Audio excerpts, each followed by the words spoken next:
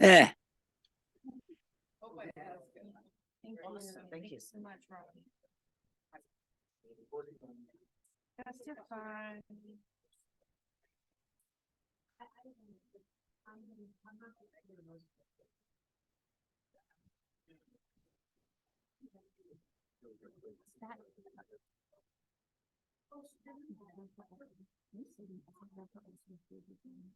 So even though Michael Levine said he was absent, we noticed he's actually. He's here, he comes for work. Excuse me, Michael Levine is here online. Oh, you mean on the. Are you ready? Is everybody online? They're no problem. Who's online, just so I. Hopefully, they'll see the sign if I'm over there. Oh, yeah. You want people to see your face. Well, no, this. Ouch. By the way, That's it? your hat. That's who's online. Yeah. For the front, it says Oh, New York Knicks. Dr. Smith On comes the for side, tomorrow. it says, I couple. Okay. I The did- Longhorn. Yeah. Okay. A special edition. Okay, so that's 37, yeah. I Longhorn in it? Yeah. That sounds like a Texas thing. It's a Texas Longhorn. Ready. Okay. I don't want to get in their way if they're. Yeah, I'm trying to find the public session.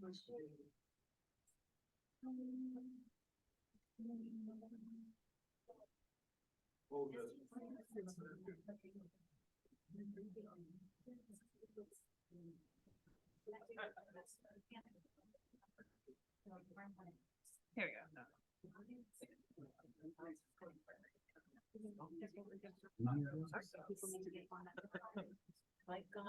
They told me to come up.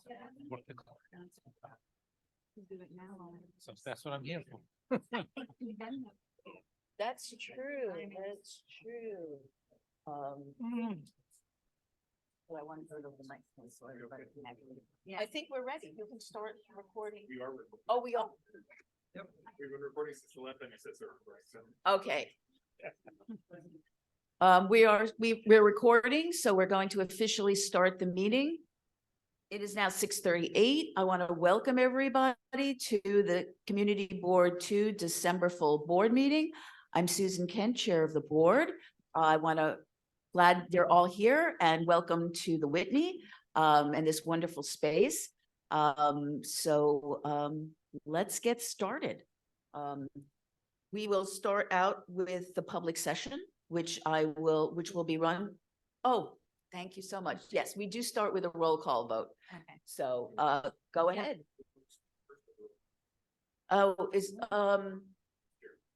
Let's just get our roll call because we need to be on the books as Yeah. being officially Yeah. constituted. Susanna Aaron, Akila Azqui, Will Benish, Keen Berger, Carter Booth, Katie Bordnero's online, Anita Brandt, Amy Brenna, is she online? Online, she's sick. Okay. Rich Cacapolo, Here. okay.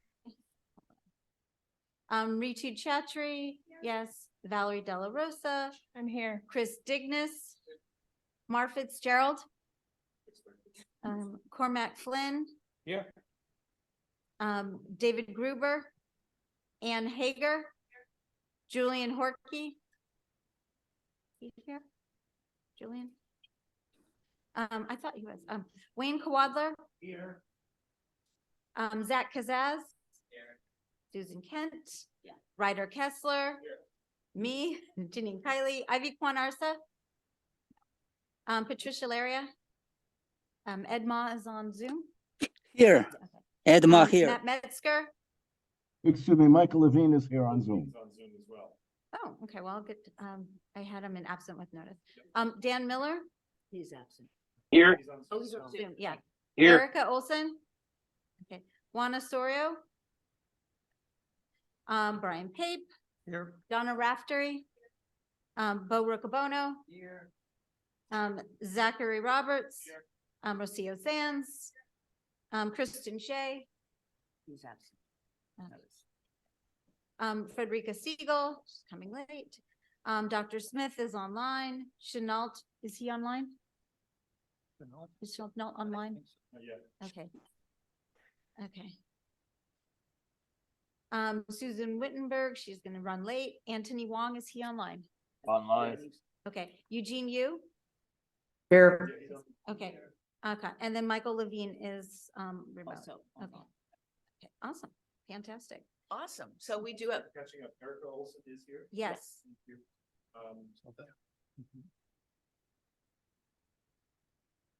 that it all? There was one I missed over here. Oh, Susan Gammy's not here, right? she's absent with notice. Okay, thank you. Okay, thank you very much. We do have a quorum, so let's start with the public session, which will be handled by our first vice chair, Valerie De La Rosa. But before that, well, we will start with our hosts from the Whitney. Mhm. Well, Jane is here. She's actually part of our public session, but I just wanted to make sure she was first. She can go first. I'm sorry. Oh, We have- Jane, we please. have to go to.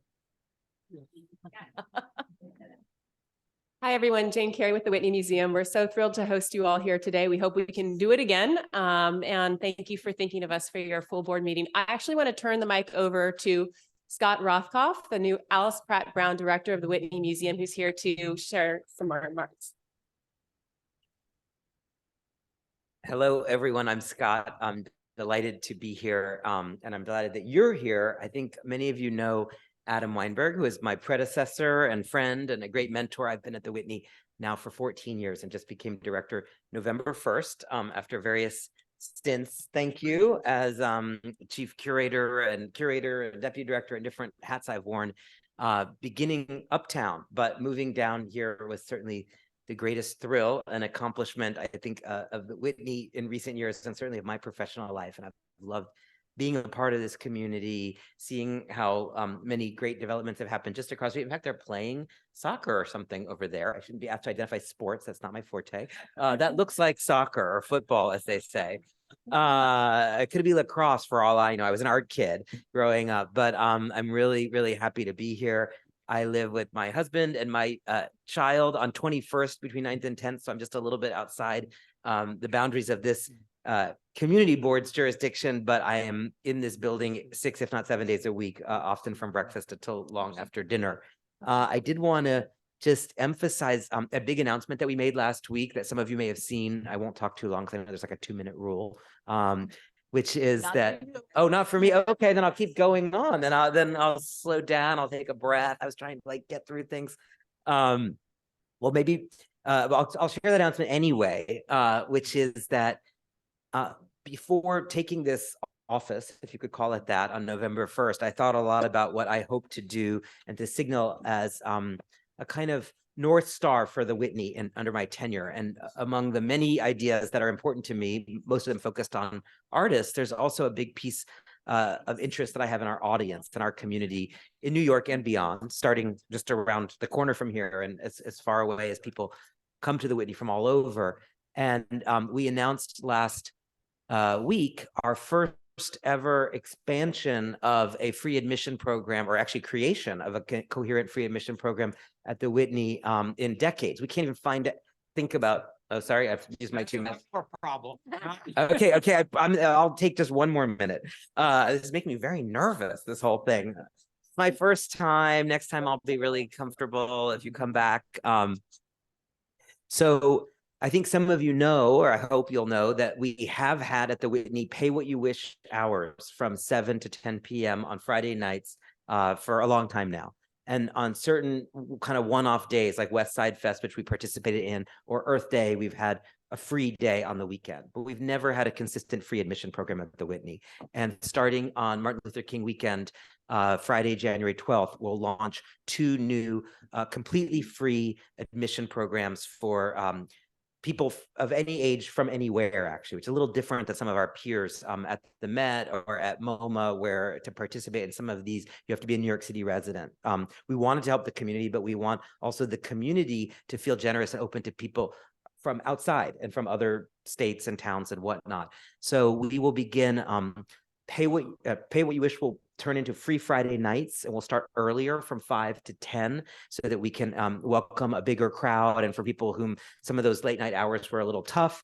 And then on the second Sunday of every month, we will have a free Sunday all day long from 10:30 to 6. Yes, thank you. I'm seeing some smile. Good. And what's really great about both of these new free admission initiatives is that we know from the hours that we've been free or pay what you wish in the past that we see an audience that is more diverse, less affluent, and younger than we see in our ticketed hours when our headline ticket price is there, or student price. And we really are committed to growing our audience, to finding net new audiences, and particularly to being a more inclusive institution, as our program and collection already suggest. And how do we marry our audience a little more closely to some of those ideals that we have? So I'm thrilled about this. This was all thanks to two of our really generous trustees and their spouses, as well as to Alice Walton's foundation, Art Bridges. It was a really important idea for me that within the first 2 months of my job, I was able to do something like this. And the response from staff and also artists in New York has been huge. They feel really proud to work at and show at a museum that is sharing this work and becoming more accessible. So, okay, that beep, I'll stop talking.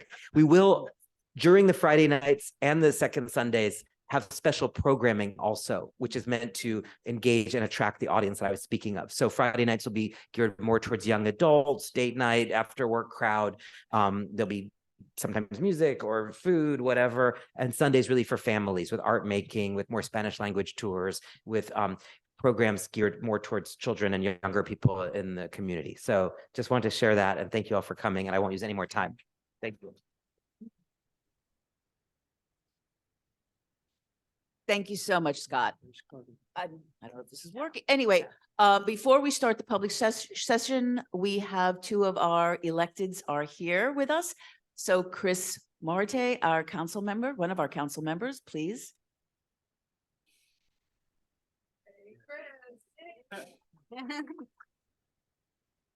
I think they're playing soccer, for the record. But great to see everyone. Happy holidays. I just wanted to come by and just talk about some of the things we're working on. The biggest thing that I know it's on top of mind of every single community board around the city is the City of Yes proposal, specifically the economic opportunity one. But before I get to that, we did vote for the carbon neutrality plan.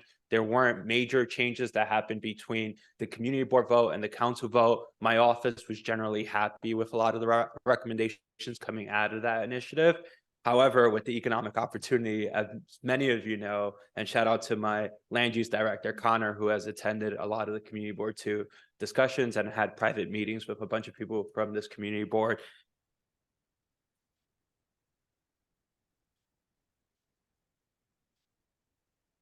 We just had a few meetings with council land use, and we're going to have future meetings with city planning.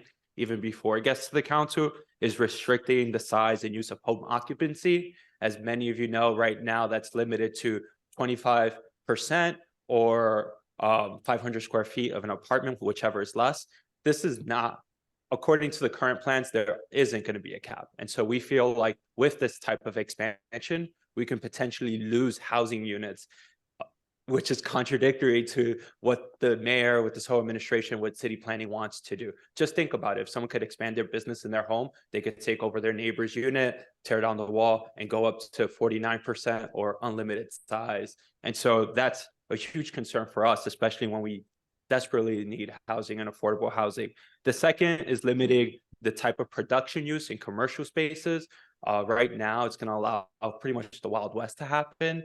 And we're trying to really drill deep on like what can be used in a certain space compared to not, what impacts the quality of life of our neighbors. Many people who live in M zone, which is Soho, NoHo, Tribeca, understand that not having particular details in the fine print can really hurt your quality of life.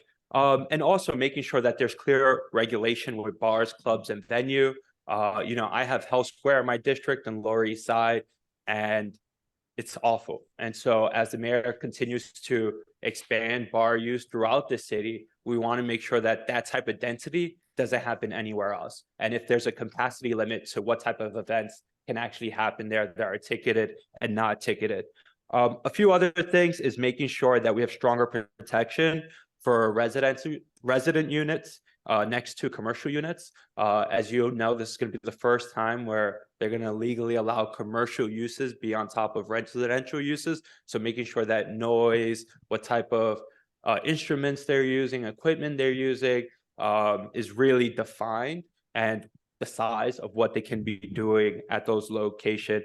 And something that is, I feel like most people haven't paid attention to, is the commercial uses on NYCHA and Michelamba campuses. My fear is if there is no regulation, we're going to see fast food restaurants, we're going to see liquor stores in these campuses taking advantage of the most vulnerable people. And so that's why, I thank this community board for actually doing a lot of work. Connor has been telling me about the conversations you guys have been having, because this is going to change our city for the future. And, I know a lot of the proposal from this administration is just concentrated on market trends that are happening now. But the citywide tax amendment is going to affect this city for decades to come. And so we have to think about worst case scenario. If, commercial becomes more popular than residential, if manufacturing comes back to the city like it used to be, like how does that affect our quality of life and our surrounding neighborhood? So we're gearing up for that fight in the council, probably in the spring.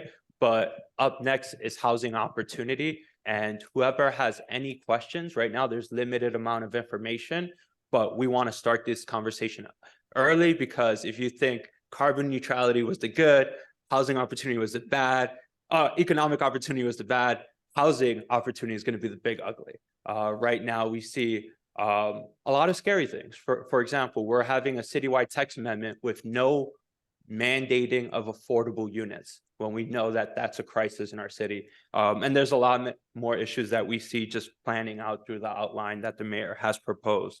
On the legislation front, we had a hearing on our bill that will require senior service providers to attend anti-discrimination training, focusing on discrimination on LGBTQ seniors.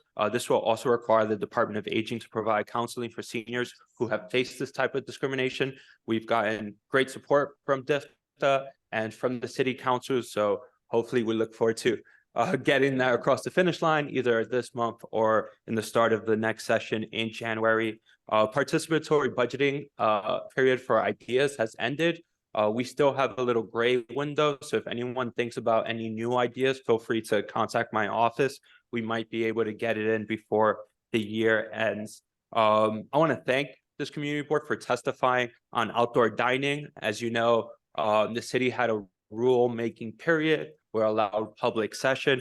My office testified. As you know, I voted against the proposal. And so we're going to keep on working to make sure that it could be as good as it possibly can be with the legislation that has passed. And recently I joined the rally to not only save the Morton Williams, but to make sure that the city and NYU creates a public school that is needed in our district and that we save our community garden. So that's all for today, but I really want to thank a lot of the members in this community board, because you guys have been active throughout my first term, whether it's fighting for Soho NoHo, poster rezoning, through outdoor dining, and now with the city of Jest. You guys have really stood up and really fought for this neighborhood. So thank you so much.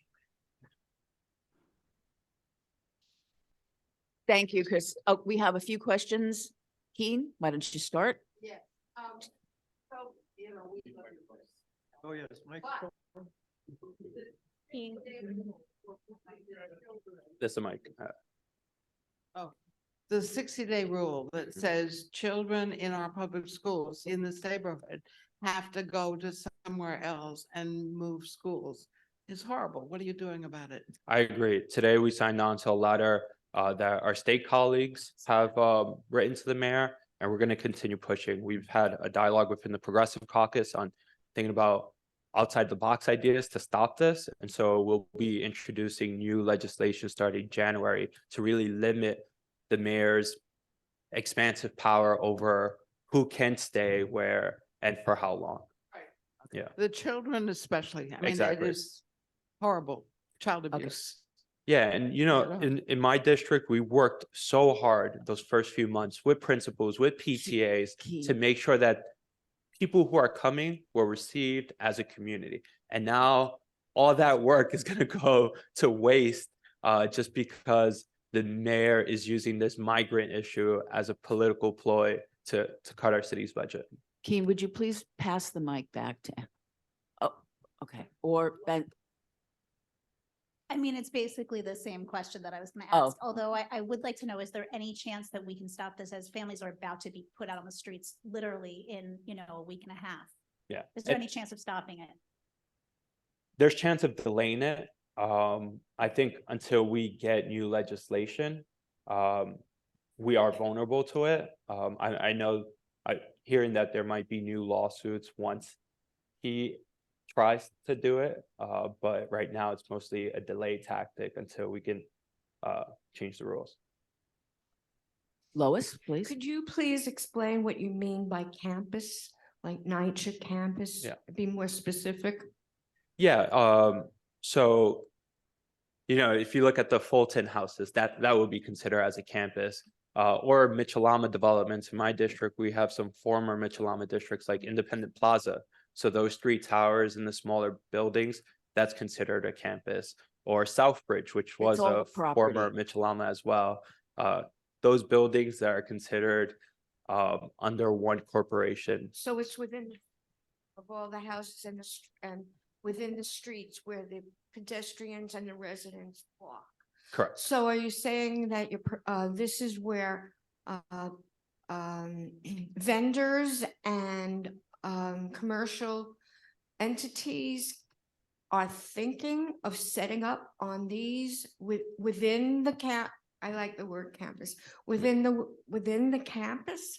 Yeah, so most public developments are in a residentially zoned lot, and so there aren't commercial uses. Most of the ground floors are run by nonprofits. Henry Street Settlement has cornerstone project like programs within some of the NYCHA developments, but there is no commercial use. So this will open up that whole ground floor to allow for retail use.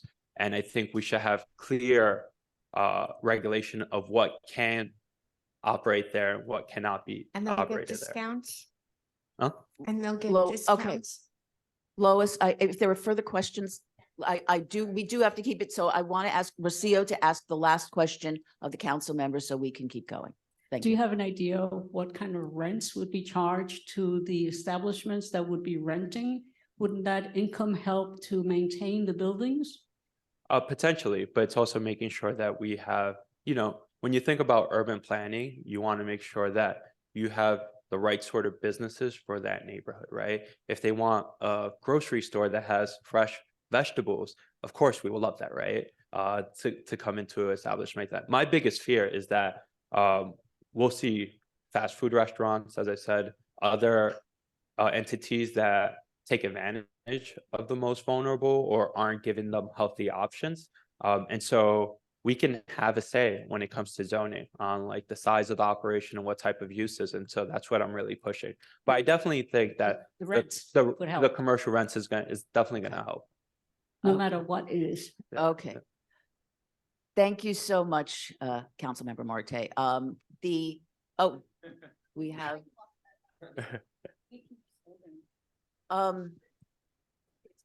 Thank you. Thank you, Chris. Assemblymember Glick is with us also, so please join us.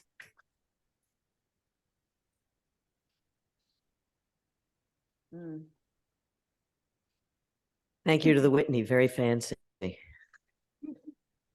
First of all, happy to be here and wish everybody a very happy and healthy holiday season. And let's hope that the new year is one filled with joy and peace and maybe a reprieve for Beth Israel. So with that, there are, it's bad staffing. I didn't put the reports out till later. But we have a report. I won't go over too many of the things that are in it, although we did give a shout out to the Whitney for its new programs. So that's in there.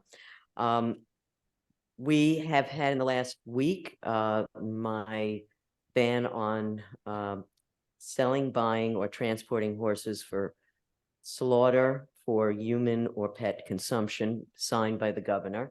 which is a very, people were looking like horse. There is this, we don't have a slaughterhouse in New York State. We have an easy way to get to the slaughterhouse in Quebec.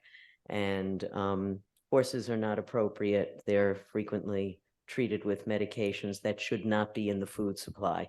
So this was the low-hanging fruit for the governor in my bill, so it got signed. We're under discussion around the birds and bees, which would ban neonicotinoid coated seeds for corn, soybean, and wheat.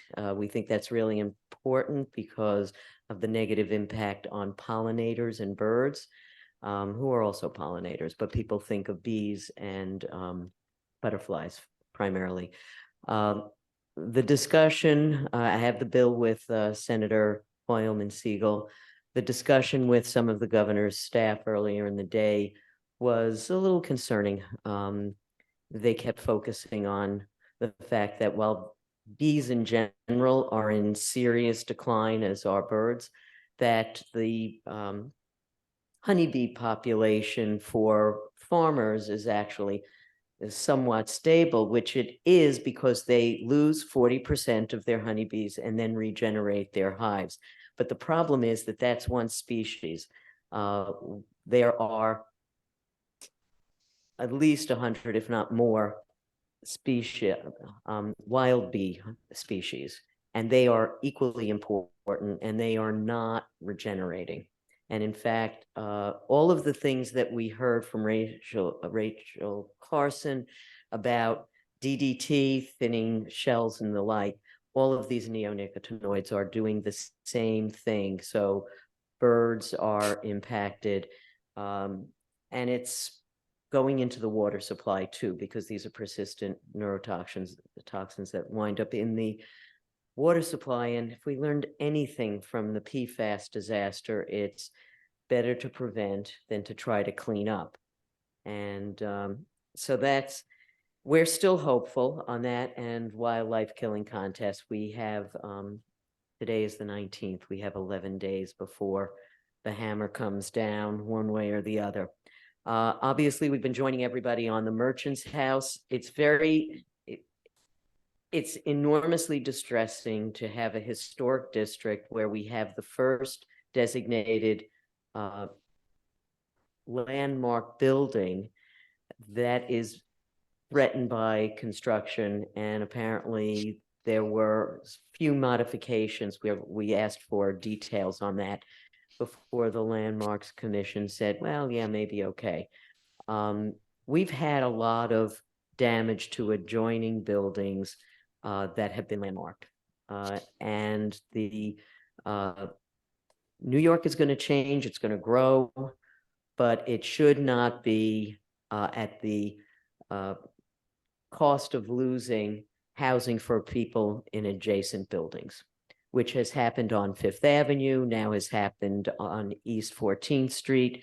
And there are 2 vacant blocks where on 14th Street and on 8th Avenue, where the Department of Buildings never did its job to ensure that the facades were secure. And so every time we hear that we haven't produced enough housing, I remind the city that each successive administration has done enough to encourage real estate speculation so that we have lost hundreds of units to McMansions.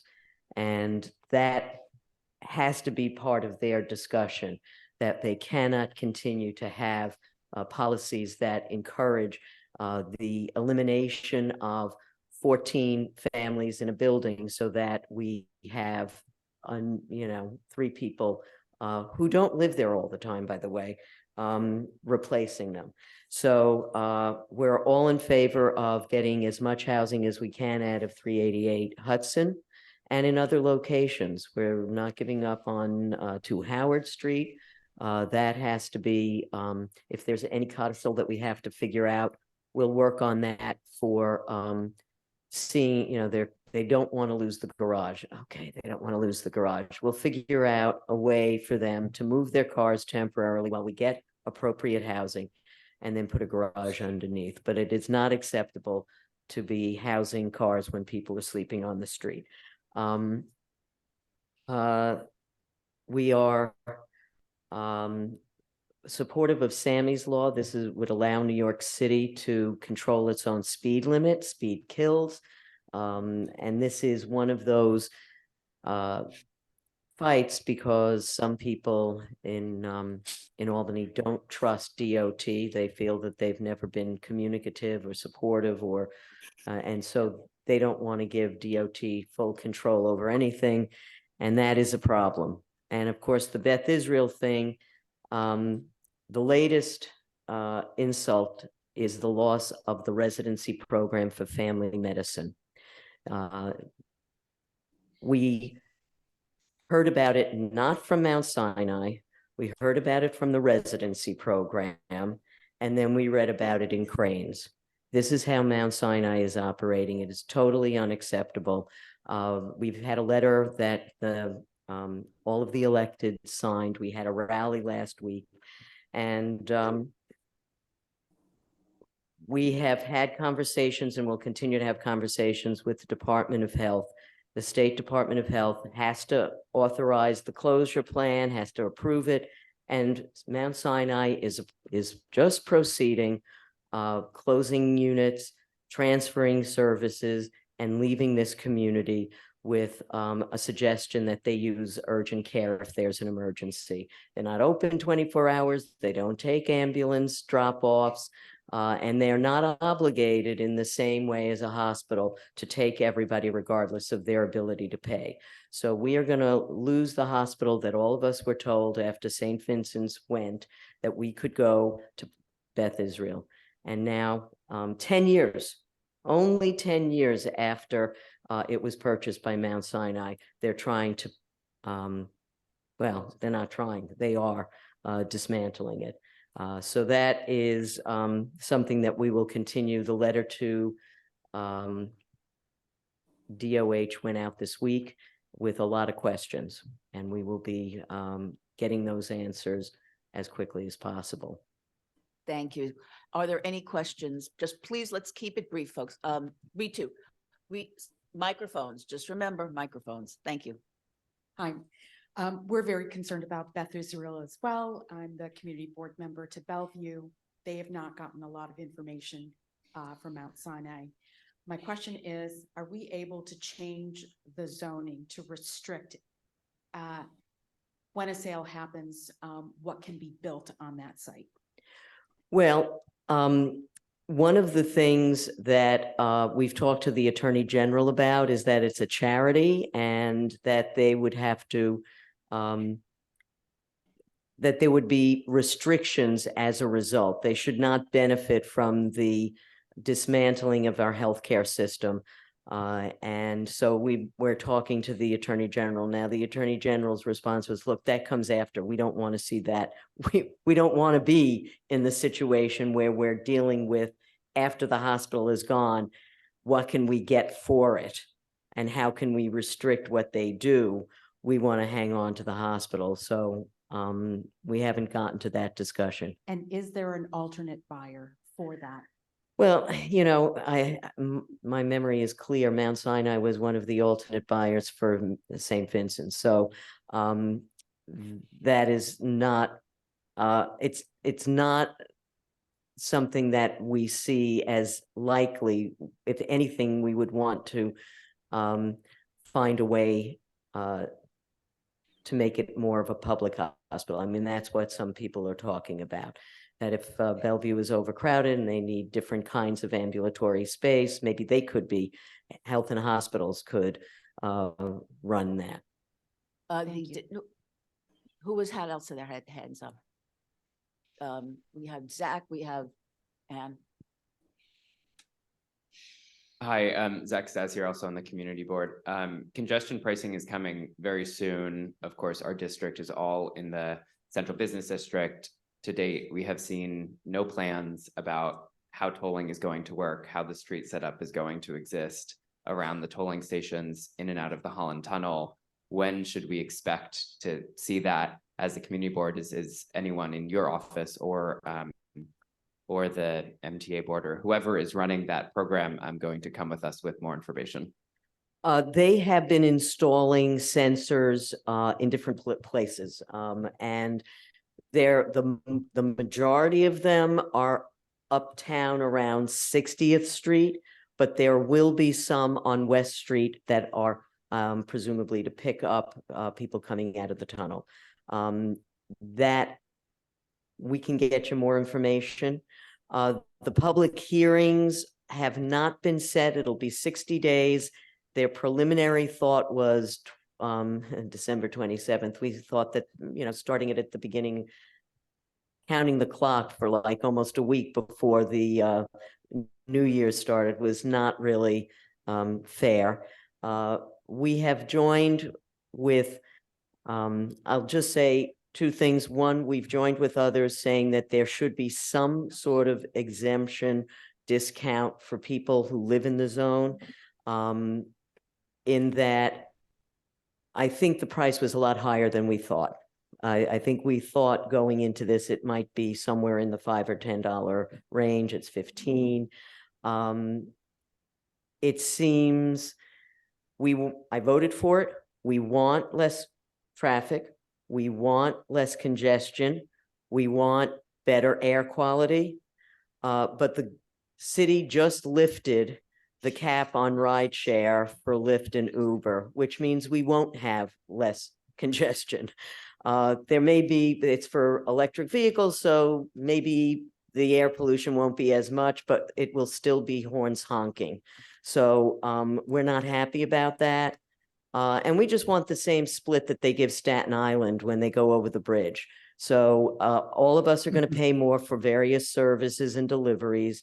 You're going to get your apartment painted. They're going to take 3 or 4 days. Every day they come, they will charge you something that they're not charging somebody on East 78th Street. So we just want a fair split. And the implementation will be after it has been voted on by the board in March. So they're backing up their date from for the public hearing, and we will put out a blast about when, where the hearings will be, the times, but people will be able to write and email, and we want to have all of that information together to provide you. But they are putting in, and I think it was not a lot of sensor stanchions. Okay, we have one more question. Anne had her hand up, so because we do. And I'll do make have- mine quick. I'm Ann Hager, a board member. What action has your office taken to stop Eric Adams from putting children and their families out on the streets after 60 days in shelter? Well, I assume, we are not, the state probably doesn't have strict rules at the moment. So I can't give you an answer to that. Obviously, what we could do is to find some resources to assist in keeping people in the locations where they are. But it's a big problem. It is a big issue, and I don't have an easy answer. Okay, thank you. I'm sorry, Rocio, we are really running late, and I have Council Member Botcher online, so I would like to call on him next, please. But he hasn't. Okay, okay. And as soon as he. Hi, shows up- everybody. Ah, wonderful. Hi. There he is. Thank you so much for having me, everyone. Happy holidays. Really happy to be with you. I apologize for calling from the street. Wanted to give you a quick update on some of the things that we've been working on. One of the pieces of legislation of mine that has received a hearing recently is seemingly some people could call it like a small thing, but to me, it's part of a pattern of things that have been taking away from our quality of life for some time. And that is the sidewalk news boxes with the free publications that are often abandoned, neglected, vandalized, turned over. Sometimes they don't even have publications in them. They'll have garbage in them. The reason that they look like that is because the Department of Transportation has very few tools to address that issue. So I've introduced legislation that would allow the Department of Transportation to promulgate rules that require better maintenance of the sidewalk news boxes. They'll require the operators of the news boxes to post their contact information on the boxes. This is just another one of those things that we can do to lift up New York, because I really am a believer that the small things add up. And by sending a message that a neighborhood is cared for, that a neighborhood is valued, it helps in so many ways. The contrary, if you send messages that people don't care about a neighborhood, that this is a place that isn't kept up, it encourages other people to feel the same way and to act accordingly. So I'm excited that that received a hearing. And I'm hoping that at the beginning of the new year, it could get calendared for a vote. Another suite of legislation that I'm hoping will get a hearing at the beginning of the new year is our legislation regarding sidewalk scaffolding on buildings. You don't see in any other city the amount of sidewalk sheds, scaffolding on buildings as you do in New York. That's partly because the laws we have are out of whack. So a series of colleagues, a number of colleagues and I have introduced legislation to tighten up the rules. Well, I have a bill that would establish a time limit from the time you put up scaffolding to when you have to pull your building permits to do work on the facade. I have another bill that would update the lighting requirements for scaffolding and increase the number of lumens that per foot that need to be underneath a scaffold, because the current regulations date back to the time of bulbs. We are now in the time of LED strips. You could put a 10-foot LED strip, much better light up a piece of scaffolding. And we also have bills on the aesthetics of them, and also allowing for the use of netting instead of scaffolding. I'm hoping that we can engage the administration about this in the new year and move forward with them as quickly as possible.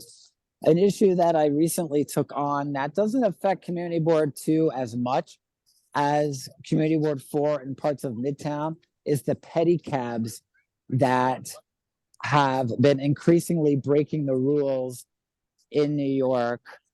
There's more and more unlicensed pedicabs. There's more and more pedicabs blaring music in violation of the sound code. And we've been getting more and more complaints about that. We've been getting complaints from Broadway theaters about people in the theaters being able to hear the music. Mariah Carey, All I Want for Christmas Is You, blasting from the street. They can hear it during the play. We've also been getting emails about tourists getting ripped off by pedicabs. So I think pedicabs can be fun. I support the ability of pedicab drivers to operate. They just have to follow the rules. So I wrote a letter to the Department of Consumer Affairs and Worker Protection, the Department of Environmental Protection, and the NYPD to ask for stricter enforcement of the rules that are already on the books. They seized last week in one day, the NYPD seized 77 unlicensed pedicabs. So we are beginning to see some action on that. Again, not the biggest CB2 issue, but they do exist. I've seen them down in CB2. One of the things that we are working on. I want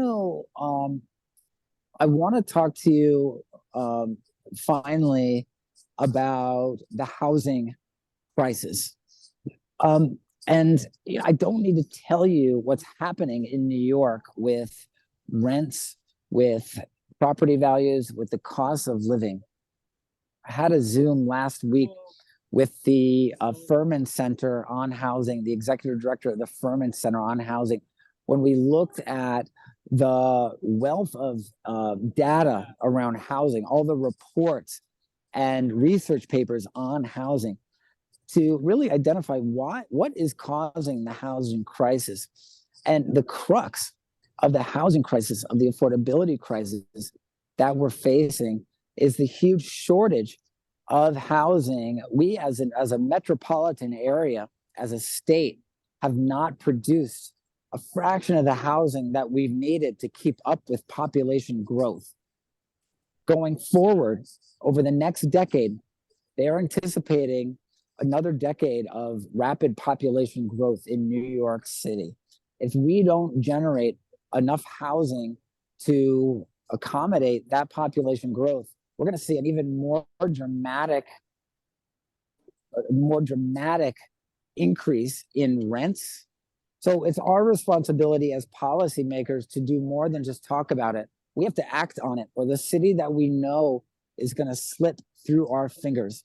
On the city level, we are going to re-examine the citywide zoning, particularly parts of the city, whole swaths of the city who have not contributed at all to population growth, to housing production over the last few decades.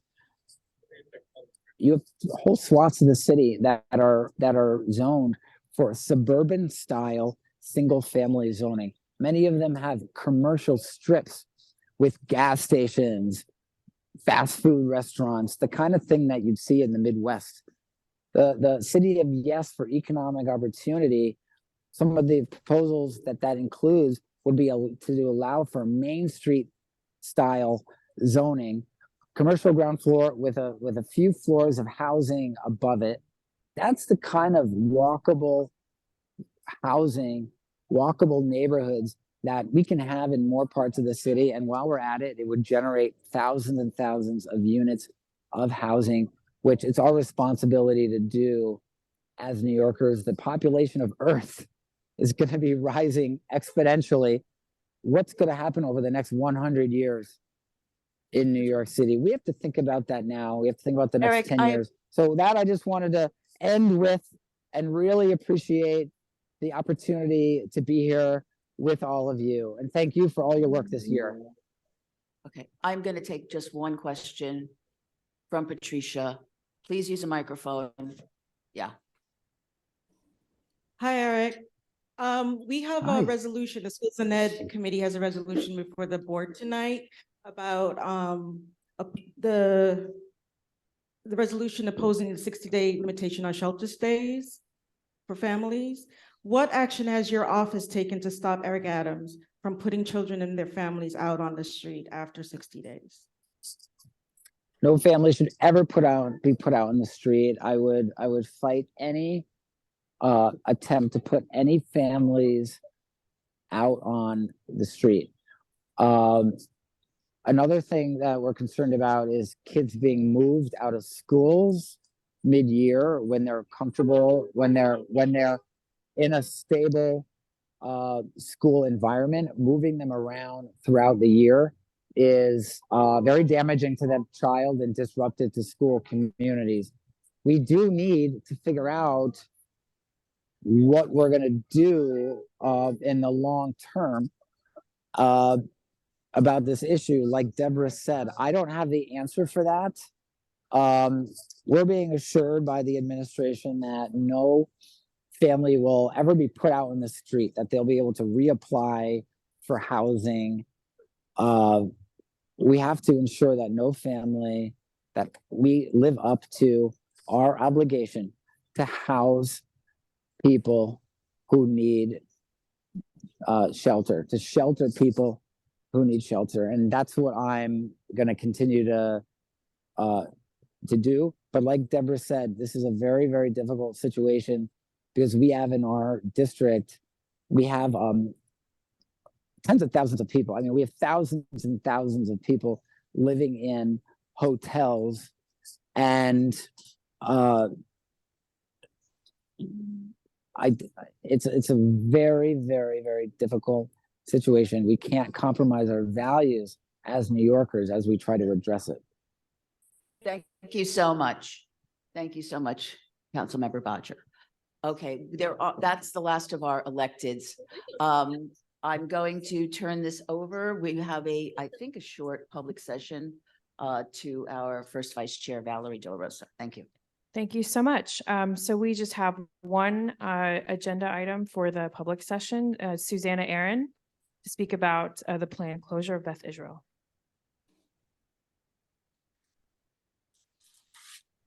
Hi there. I just wanted to sound the alarm on the closing of Beth Israel Hospital for those who may not be aware of it or who may not be engaged in trying to hoop and holler over it.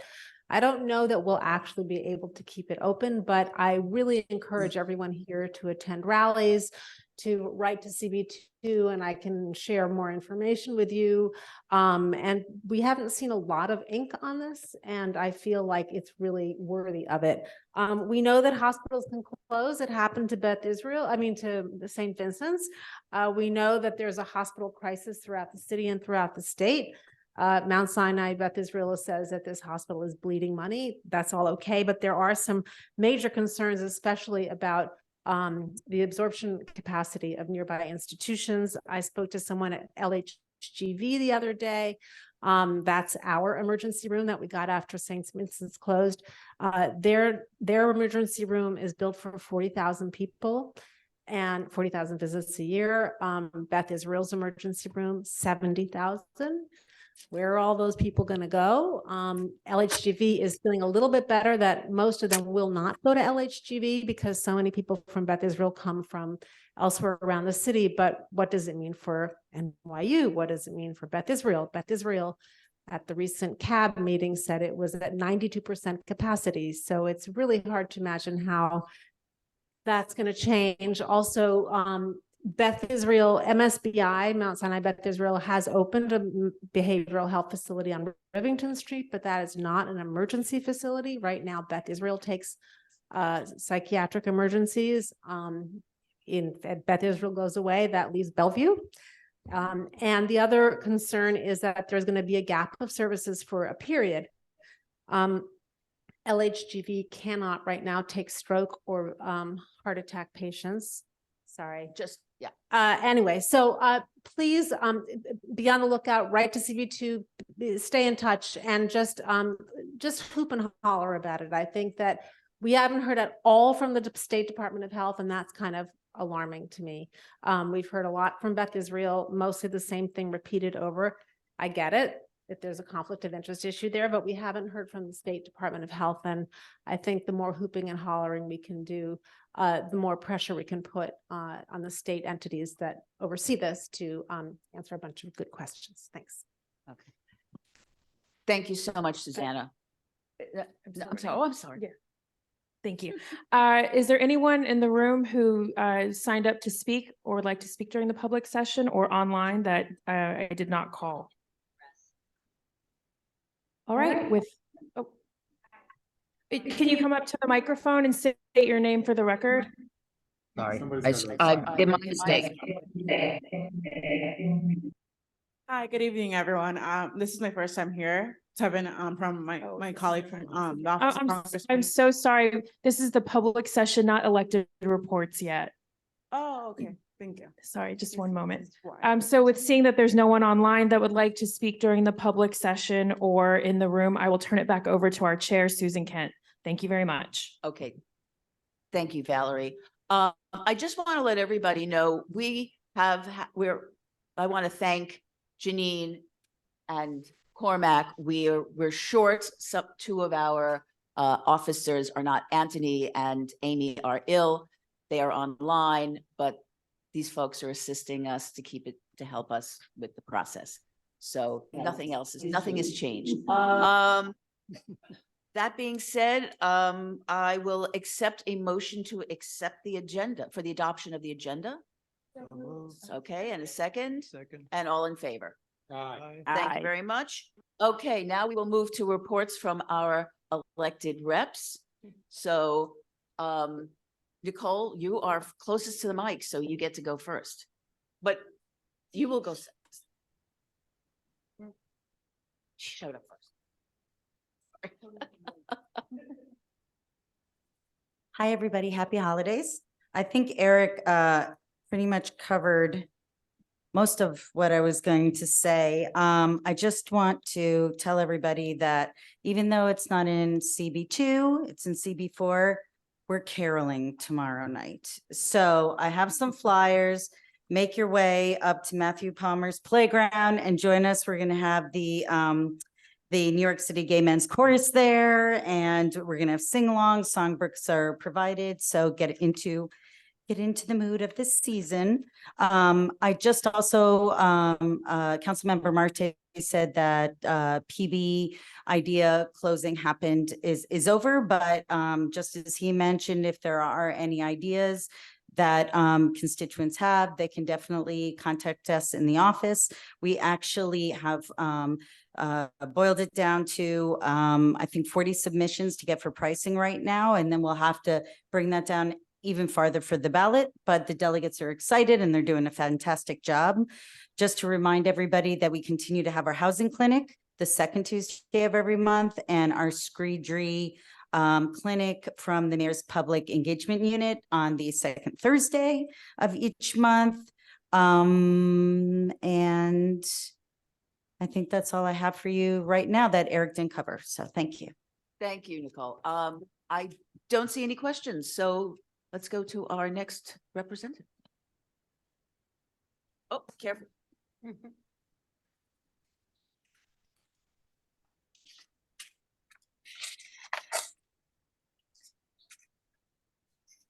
Hi, good evening, everyone. My name is Myra Molina. I'm here on the behalf of the Office of Congressman Dan Goldman's office. Tevin's usually here every month, but just a quick update. Our office will be closed after from December 21st to January 2nd. A few updates, large updates are that Congressman Goldman has pushed to revitalize America's public schools with the Green New Deal for public schools. And in addition to that, he has also called on the Biden administration to protect Palestinians in the United States from deportation to war zone. We had our first town hall last week with hearings, well, at least Congressman Goldman hearing from constituents all over New York 10. And yeah, if you have any more questions on our board report, it'll be outside. Thank you. Have a great night. Thank you. Any questions? Okay, seeing none, we do have more reps. I'm sorry? You have a question? Oh, okay. Oh, I'm sorry. Yes, I want to get all the reps who are here in the room first. So please come up.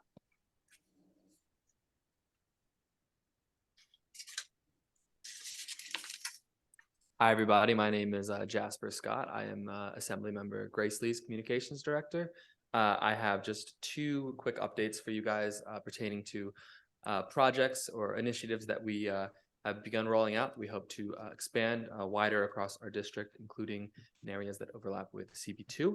The first is a project that we have rolled out with some community partners, including Henry Street Settlement and the Manhattan Borough President's Office, to support seniors living in public housing, specifically by working with Amazon's Ring to donate, at this point, 300 Ring cameras to these residents for them to install on their doors, which provides them with a layer of security and peace of mind, and a very convenient way to communicate with their families and loved ones. So that program has begun rolling out, and we hope to purchase additional cameras with Ring and roll those out to additional areas of the district. The second program is a pretty big step in our ongoing work to crack down on the illegal cannabis stores throughout Lower Manhattan. As you may or may not know, we have been working since the beginning of the summer to compile lists of the stores that are suspected to be illegally operating and selling cannabis in the district. And this past week, or a week and a half ago, we actually went on a raid with the sheriff's office to actually inspect a couple of the stores that were on our list that we provided to them. These raids led to multiple arrests, the confiscation of many pounds of THC products, and tens of thousands of dollars in fines. So that is an important step along this process. We encourage people to continue reaching out to our office with locations for these suspected stores, and we can continue to crack down on them to make room for a legal industry in our Lower Manhattan. Lastly, I'll just say that we have an office holiday schedule. This entire week, our office will be working remotely, and we are still reachable by email and by phone number. And then next week, from Christmas, the 25th until January 1st, we will be out of office and will not be able to respond to messages until we return. Thank you very much. Thank you. Any questions? I don't see any question. Very quick. Oh, microphone, yes. Hi, thank you. Very glad to hear about the enforcement on the illegal cannabis stores. I'm just curious, do you know what's happening to those fines collected on the legal cannabis, if they're used to help rehabilitate the Cannabis Opportunity Program, or if they go into a general fund for policing? Oh, I don't know. So that's a good question, because there's different levels to the enforcement as far as these illegal store goes. There are like enforcement at the state level by the OCM, which is the Office of Cannabis Management. I would imagine that any enforcement they do does go to that purpose. In this case, it was enforcement by the sheriff's office, which is specifically city-based. I do not know if the same framework for where that funding gets redirected goes applies to their enforcement. I will have to get back to you on that. If you want to connect after this, we could definitely do that. Thank you. Thank you, Jasper. Thanks, guys. Next, Carolyn.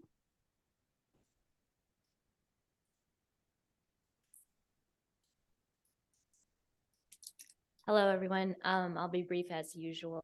I'm Stacy Johnson from Senator Kavanaugh's office, and we will be open between Christmas and New Year's, but we'll be on a skeleton crew, so be patient. But of course, you can call, leave message, email, all of the above. The senator is happy to have S5941B signed. It's a bill to notify consumers of an automatic renewal or continuous service charge 45 days prior to such charge. So if you're going to get an auto renewal, you'll be notified in advance. So that was signed. Senator Kavanaugh also recently went to the White House for a legislative convening on gun violence prevention. He participated in the New York Housing Conference on December 6th. The theme was planning for change. And he's also been partnering with Grace Lee's office and Harvey Epstein's office. And Glick signed on to some letters as well, sending letters to landlords of illegal cannabis shops. So we're all working together on that effort. And we hosted an info session about how to access funding from the Environmental Bond Act. So if you couldn't join that info session, I do have slides from the info session. So just reach out to me. And if you have questions, I can reach out to the Department of Conservation and get more details about that from you as well. And we've been partnering with the electeds on the Beth Israel closure and also the Merchant's House, as Glick talked about earlier. Thank you. I don't see any questions. So I guess there were no more reps in the audience. So who do we have online?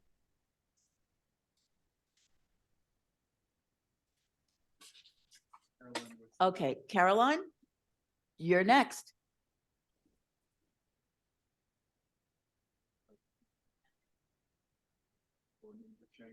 Okay, we'll go.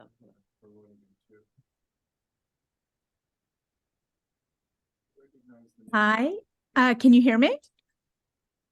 Yes, we can. Great. I'm Caroline Wexelbaum. I'm from State Senator Brad Hoylman Siegel's office. Happy holidays, everyone. I'm so sorry not to be there in person with you. I will also be brief. I posted our board report in the chat, but recognizing that many of you are in person, Mark has generously offered to send it out via email. I'm not going to go over everything, obviously, but a few highlights. Senator Hoylman Siegel, along with Senator Krueger and several of their other colleagues, sent a letter to BOE with a 14th Amendment challenge requesting that former President Donald Trump not be allowed to get on the primary ballot. because he broke his oath to uphold the Constitution. We're also looking ahead to session, which begins in early January. So there's some good information about some of the bills we're focused on for next session, but also some bills that were delivered to the governor. We're hoping she'll sign before next session. Happy to answer any questions, and happy holidays. Okay, yes, Key, microphone. Right over there. Just stand up, right, you got a microphone. So Brad is so great on public education and I love it, for good reason. But it looks as if children who are now in our public schools, who are children of migrants, might have to leave their schools after 60 days. What is Brad doing about that? Yeah, no, thank you for the question. I mean, we think it's absolutely terrible. The 60-day rule really has to go because kids shouldn't have to move schools. Just can you, hello? Sorry. We can hear you. Okay, great. No, we are definitely opposed to the 60-day rule. I believe, forgive me, I don't have an answer right away, but I believe the senator did join with his colleagues in a letter to the administration, but I'm happy to get back to you on that with our specific actions, but we absolutely oppose that rule and we think it's unconscionable. Thank you. I think, Andrew, we have. Oh, okay, No, but I'm sorry, who's next? Andrew, Okay, we have someone from DA Bragg's office. Thank you. And that person's been promoted? Good night. Yes. Yes, we can hear you. Lynn Chen. Okay. I'm trying. Oh, it's just accepted. Did she accept it? Otherwise, we'll go to Andrew. Go to Andrew and then- Andrew, would you please go next since you're ready? Yes, can y'all hear me well? Yep. Yes, we can. Hi, everybody. I'll just mention one thing since it's just I want to keep my report brief. And basically, earlier today, the borough president released his report regarding the mental health crisis. It's actually a plan that aims to create 600 psychiatric beds, increase long-term housing, and increase vital clinical staff. And it's these investments will not be cheap, and some of these will be politically more complicated. Some of these challenges and implementation of these proposals will be challenging. But our city has a moral obligation to build a system that better serves New Yorkers with serious mental illness. So the report is on our website. If you go under initiatives, you'll find the report in the mental health section. And that's it for my report. Happy holidays to everybody. Thank you. I don't see any questions. So who was the next? The next person was from the DA's office. And she still hasn't accepted.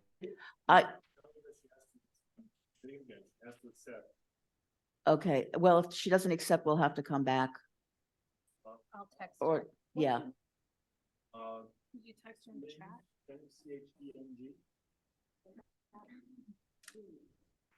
Can she hear me? She should, yeah, she should be Lin Chang, would you please accept the, so that we can see you? You have to accept the invitation. Maybe she doesn't want to speak. Well, she can unmute without being a panelist, so I've given her that power too. So if she still wants to speak without appearing on camera, she can do that too. Okay, yes, you have the ability to speak without appearing on camera if you choose to do so. But yeah, I do need you to please start speaking. Otherwise, we're going to have to move on. And maybe she just doesn't want to speak. Okay, well, then we're going to move on.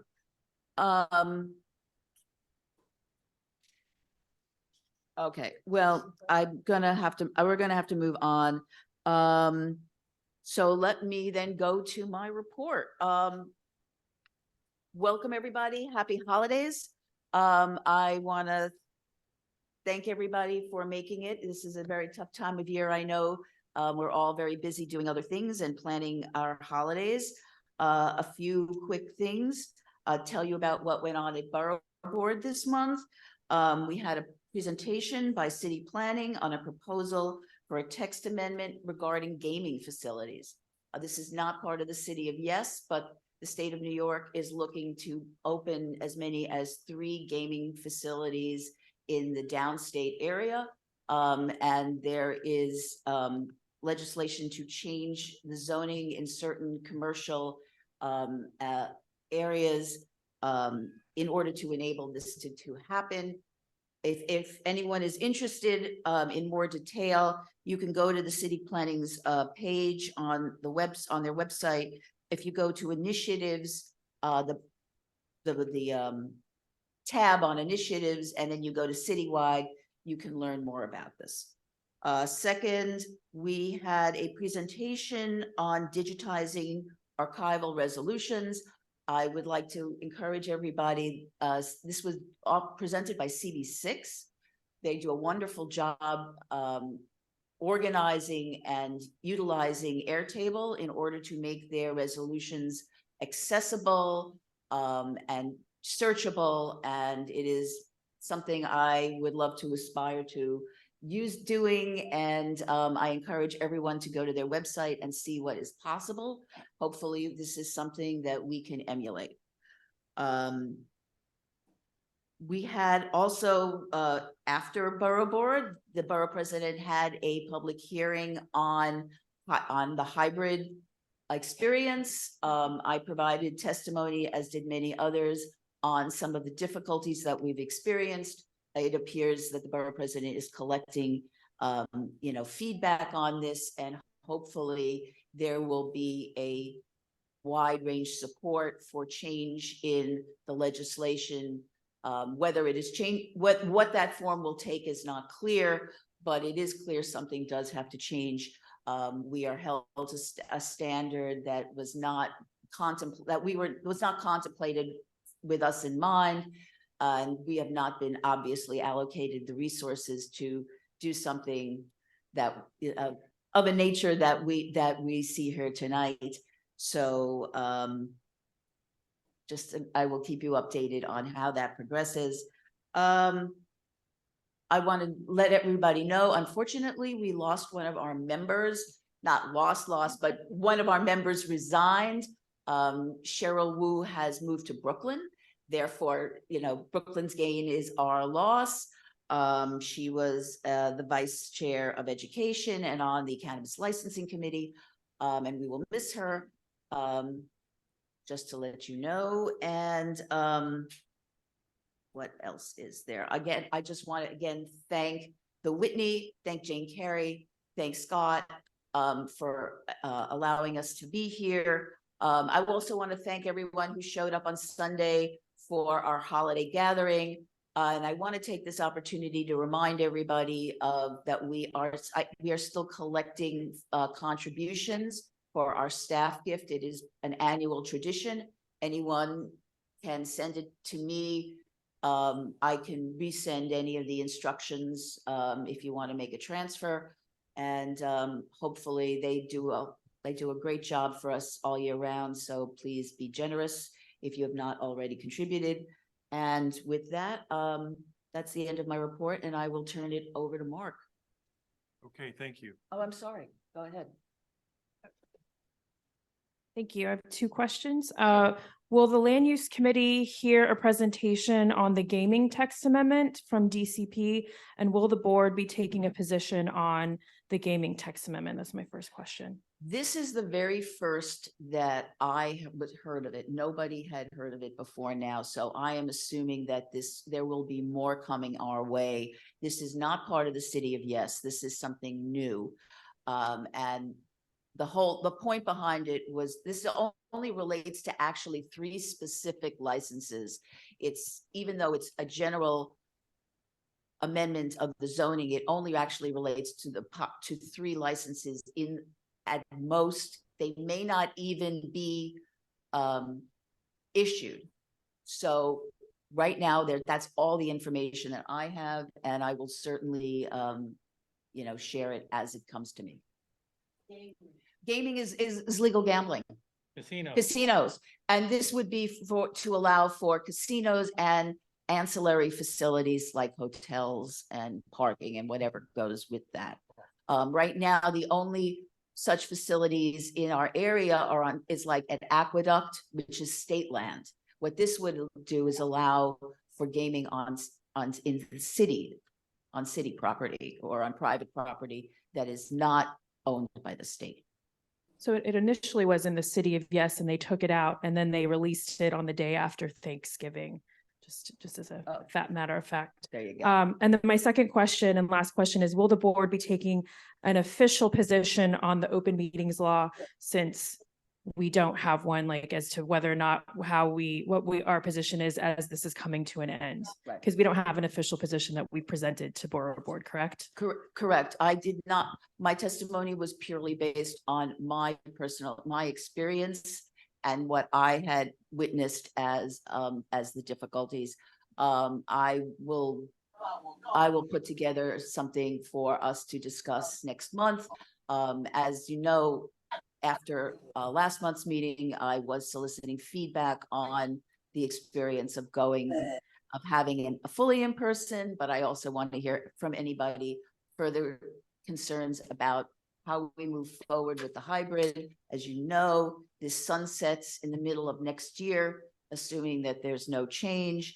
But Valerie is quite right. We should be taking a position on this at some point.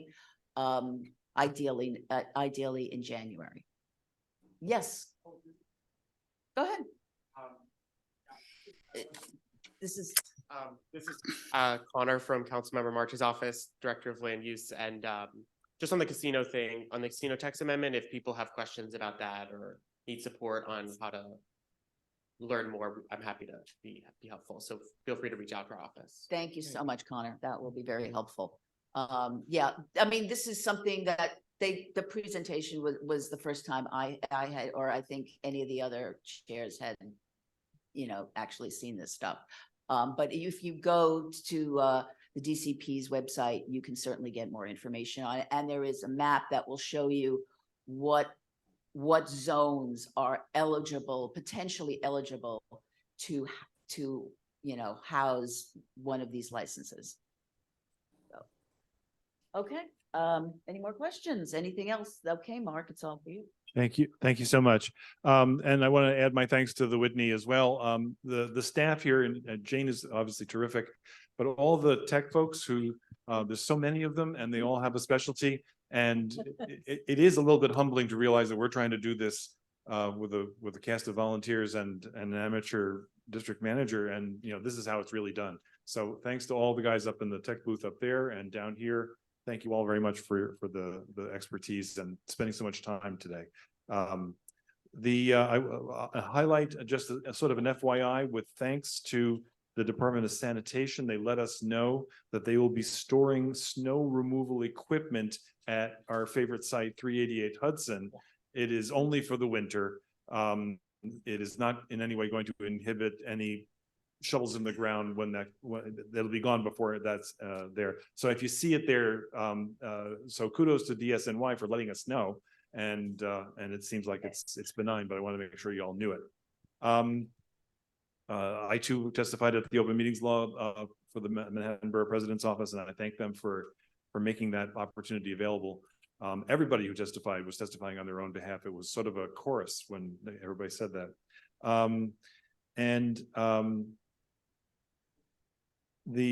Anyway, so that's basically my report. I've never been associated with a community board that did what you guys are doing for the support staff.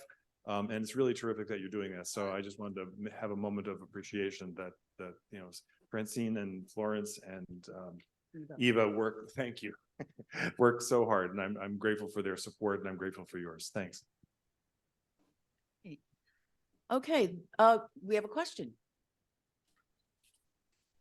Just really quick, do we have any more color on when some of the borough presidents required CB trainings are going to be put up online, or is that already up? Thanks. There was a week of borough president training just before Thanksgiving. They tend to do it in bunches, so I don't expect another one until probably, I'm going to guess March, but it might be April. If Andrew is still on the Zoom, maybe he can tell us more. But what they've been doing is trying to collapse these into 1 hour segments at lunchtime instead of burdening your already busy evening calendars with committee meetings and so forth. So that's what to look out for. Okay, so that is the end of the public portion of our meeting. We are now going into business session, and we will now take a roll call attendance. Susanna Aaron, Bless you. Akila Azqui, Will Benish, Keen Berger, Carter Booth,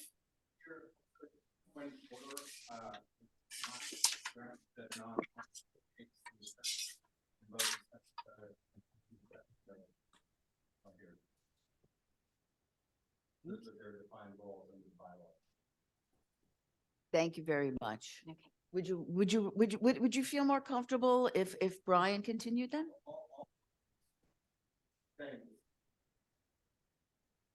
I can continue. Yeah, No Brian, why don't you continue? All right. All right, I think we're at Katie Barnaro. Before I say here, no one online knows what Carter said. All right, that's a good point. Well, Carter brought up Can the you- point of order. Hello, the point of order is that the elected officials or officers of board should be conducting these roll calls. So Okay, that's fine, thank you. Switch to I'm me. here. I'm here, and thank you for the explanation. Of course. Brent. Yeah. Brenna. Yeah. Yes.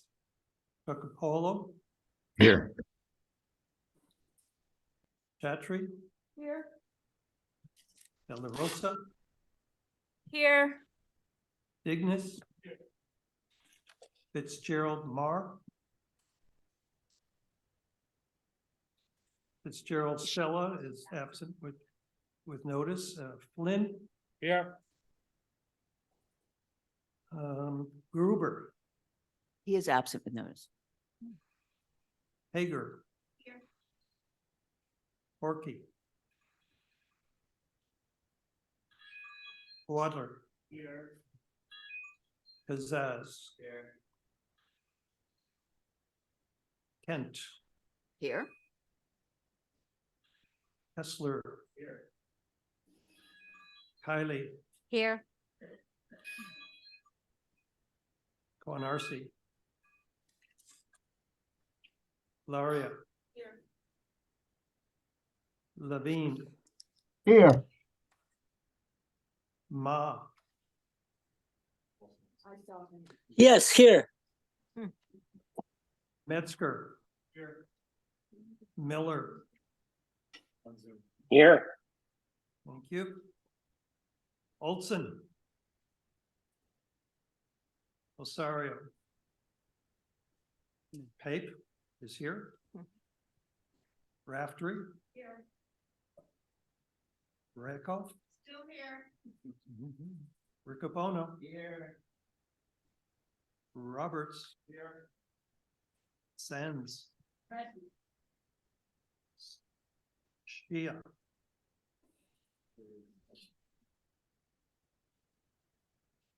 Siegel. Yes. Here. Dr. Shirley Smith. Present. Spence. Wittenberg. Wong. Christmas time is here. You. Present. Thank you. 35. Okay. Thank you.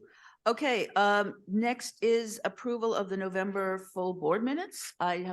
Is there if there's any questions? Otherwise, I will take a motion to approve the minutes. And a second. And all in favor? Aye. Aye. Thank you. We now, I'm sorry, you have a question? Yes, Donna. I just realized when I was reading the November minutes today, what happens when the October minutes were approved, I had made edits to those when they went out early that day. And I realized today that all the SLA, because we corrected the votes before they went to the board packet, but all the SLA resolutions went out before then. So all those SLA resolutions for October need to have the votes corrected. Oh, okay. You understand what I'm saying? Because they take the votes from the full board and it was wrong in the packet. It went out before They full were correct. board. So Got it. they need to be adjusted and reset. These are the October resolutions. Because all the votes were on and then it went to the SLA and then it got corrected at full board. I'll talk about you with this tomorrow. Make sure I get it right. Thank you. Okay, great. Next is an adoption, since we did not have an we didn't have an exec committee meeting this month, but we would normally, we will, so I will take, is there any of our chairs have any issues with the calendar before I take a motion to approve it? Okay, seeing none, a motion to approve the January calendar. And second, and all in Second. favor? Thank Aye. you. Okay, now we're going to our standing committee reports, so we'll start with street activities. Will.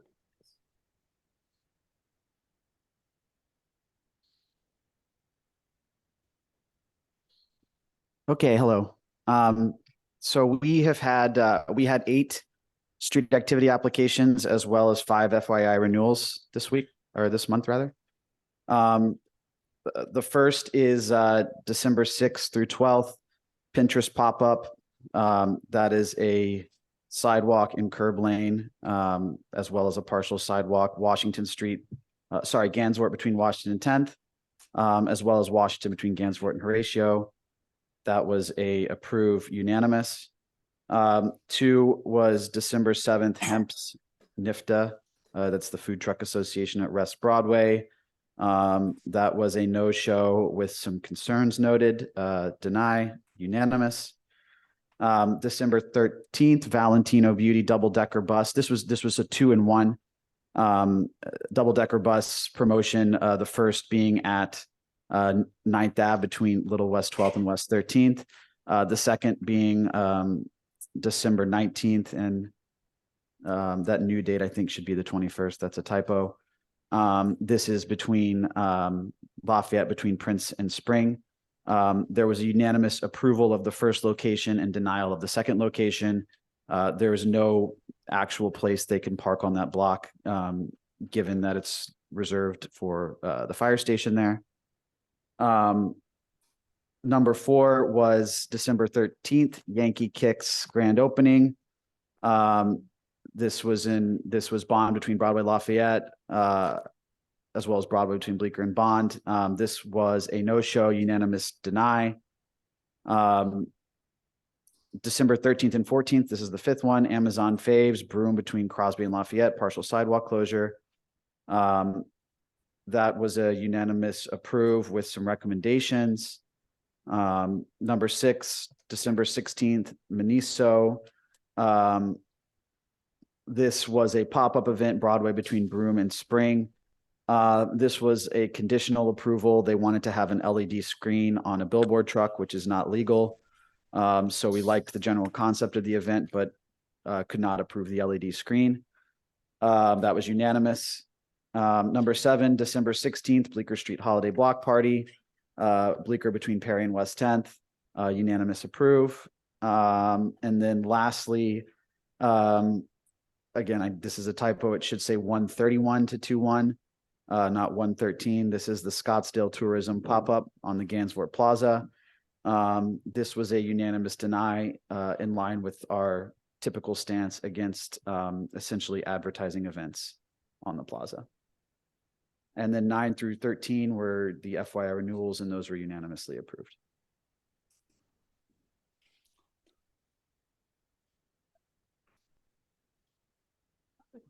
Oh, I'm sorry.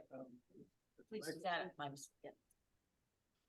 I will, thank you. I noticed that a lot of these events have already happened. Can you just share with me the value of our voting on events that have happened? Yeah, I mean, not happening. what we've, this is a constant problem.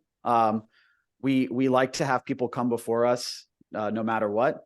There are certain events like street activity, small and medium, where if they time it correctly, they can time it so that there's no way we have a chance to take an opinion as a full board. So I would rather keep those on there and have people still present these events so we can give suggestions.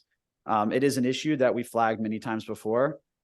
We are inching closer to scheduling a meeting with the new SAPO head, as there's been a lot of turnover, and this is obviously one of the issues that we will raise. But it is a long-standing issue, unfortunately. Any other questions? Okay, seeing none, we will vote on, we will vote on all of these resolutions together if there is no objection. All those in favor? Aye. Opposed? Abstentions or recusals? Okay, they all pass. And then, so next is Human Services.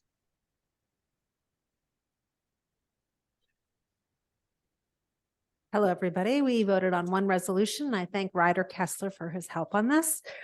Therefore, be it resolved, the Community Board 2 Manhattan, number 1, commends Downtown Goddard and the Manhattan Outreach Consortium for their work to engage and support street homeless New Yorkers in service of assisting them in accessing safer housing and needed additional services. And number 2, supports the creation of more safe haven and stabilization bed sites in downtown Manhattan, commensurate to the need of the unsheltered homeless population in order to better serve these New Yorkers and the communities in which they live.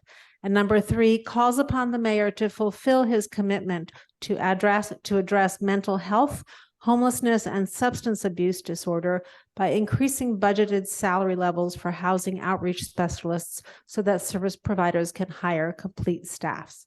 And the vote was 6-0 unanimous in favor. Are there any questions? Yes, Keen. Microphone, please. Microphone, sorry. Please. There were other, I'm sorry, there were other microphones, handheld microphones. Are those still around?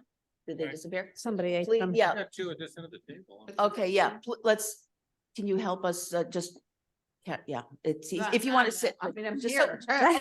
just so we know that, please, share them with each other. Thank you. Yeah, you talked about having more pay for the people who are actually doing the on the street work. How much are they paid right now? Well, thanks for asking the question.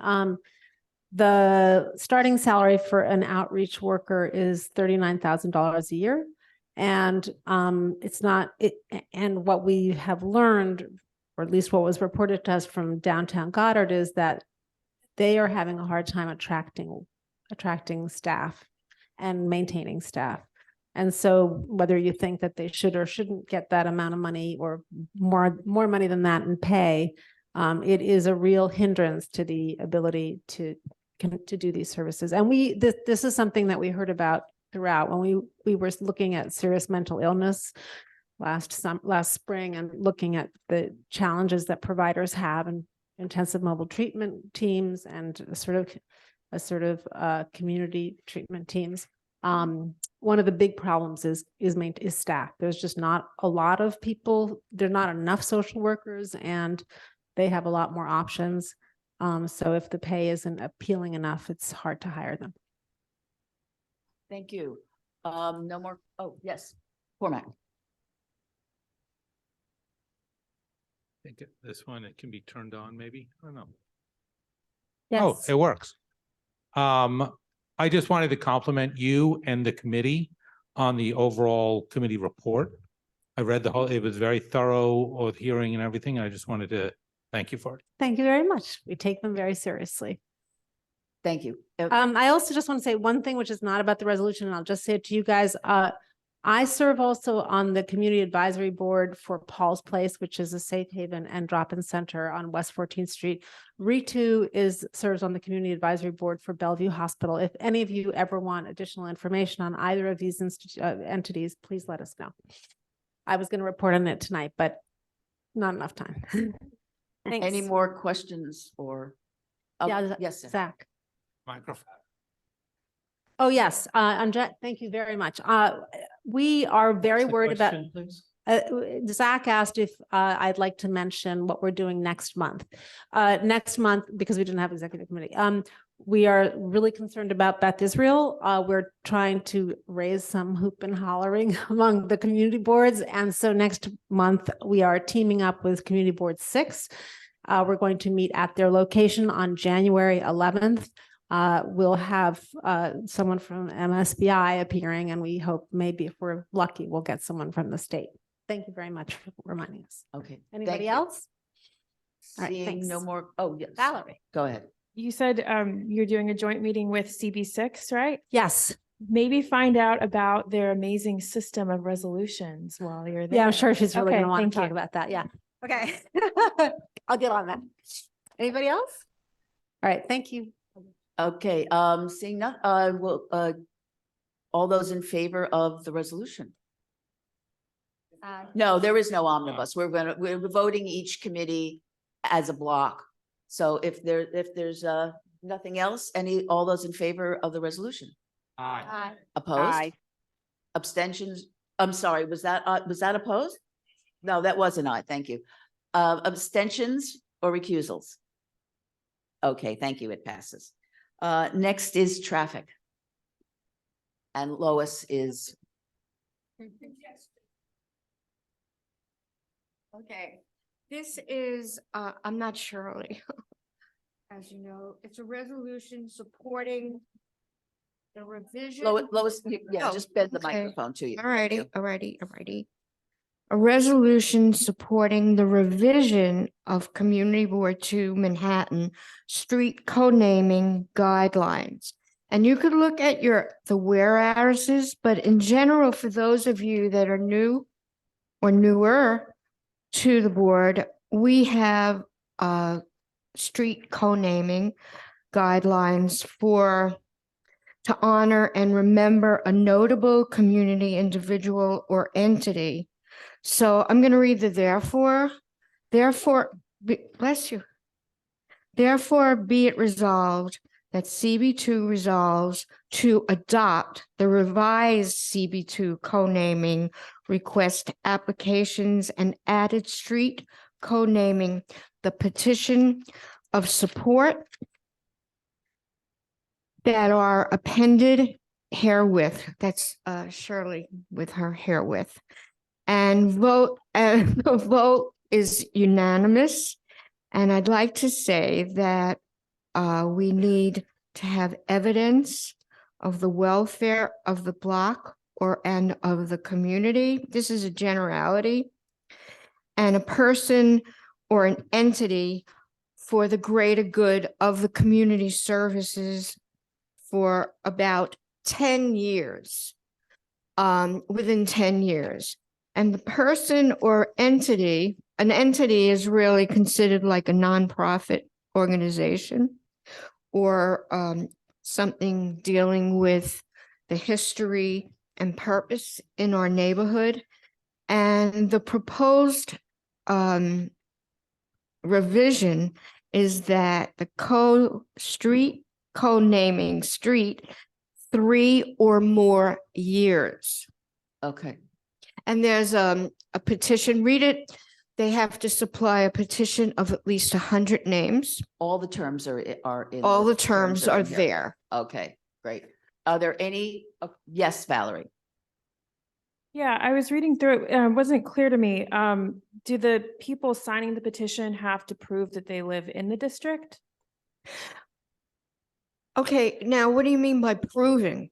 They don't have to show an ID, they just fill it out. Proven, but I didn't know if like it had like, oh, like their address is this, or like, can anyone sign the petition or? There's for an address, there's an email. Okay, That's all I was And, asking. you know, just Sorry, I didn't like mean with for voting. prove to be an aggressive word. No, I understand what you're saying. Thank you. Thank you. Yes, Carter.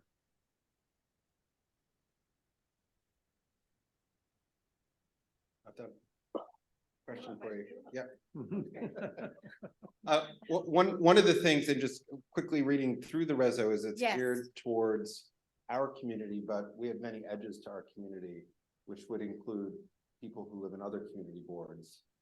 So I was just wondering if the language could be What are you suggesting? expanded, that we not just have only residents of CB2, because if something's a block away from our borders, you know, that local community would be expansive beyond Okay, CB2. be more clear. Are you talking about the petition or are you talking about a person or entity that is going to be for co-street naming? The materials say that the people signing and supporting need to be residents of CB2, I believe. Oh, I see what you're Yeah, saying. I understand This what is- you mean. You're not, okay, you're No. you're not suggesting that the person being honored is not it wasn't a Right. resident. No, You're no. talking about the signatories that are supporting supporting the, you know, the action. Right, Okay. and I had that question too at the, at our committee meeting. And I agree with you, in terms of, other people, but we wanted to keep it narrow so that when you have a petition, it could go anywhere and people could sign up anywhere. And we wanted to keep it within, yeah. But we specifically say a street co-naming application form must be submitted accompanied by a petition of community support that includes at least 100 signatures from people within CB2 only. And I think that that needs to be a. I hear what you're saying, because I said, at the committee, I said, what happens if someone lives in Florida? But they used to live. I think what Yeah. Carter's trying to say is that if somebody lives a block outside of our district, but clearly is a member, would be a member of the community, and conceptually, the idea that their signature wouldn't be accepted seems to contradict the goal of honoring the locality. So it's a question of if that's something that you want to propose to change, then we would need an amendment to modify that language and to give us something specific so we understand. Because on the other hand, you don't want people who just happen to be on vacation signing the petition. Right. And I don't mean to go over what the committee's proposed, but I just think absent a clear little. What are you rule around suggesting though? You know, it could be a couple of blocks away, it could be defined. as I think an it's- immediate area. Okay, You this know, is. so for example, if somebody's on the south side of Canal Street and wanted to rename a portion of that and lived across the street from where the sign is going to be, they're not able to participate, even though that person. No, it says they can't. Well, it says they cannot sign it. Doesn't say cannot. Okay. Okay. I guess in that sense, if you would need the 100, the fact that you would get other people who are technically outside would be weighed towards supporting the wide that there's broad appeal for it, but it's still a technical requirement. Right, which is what I'm bringing. Right. up. I mean, it's the communities, our local neighborhoods do not follow. Do not community follow the boundaries. hard lines that are drawn. and That would that be is- true. Then that would require an amendment to say, or within our district or within X number Or immediate distance proximity. of our district. I Proximity mean, is that's- too general. That's what you would be asking us to do. Because then the committee can decide what immediate proximity is, but I think it's just, the hurdle of doing this is high.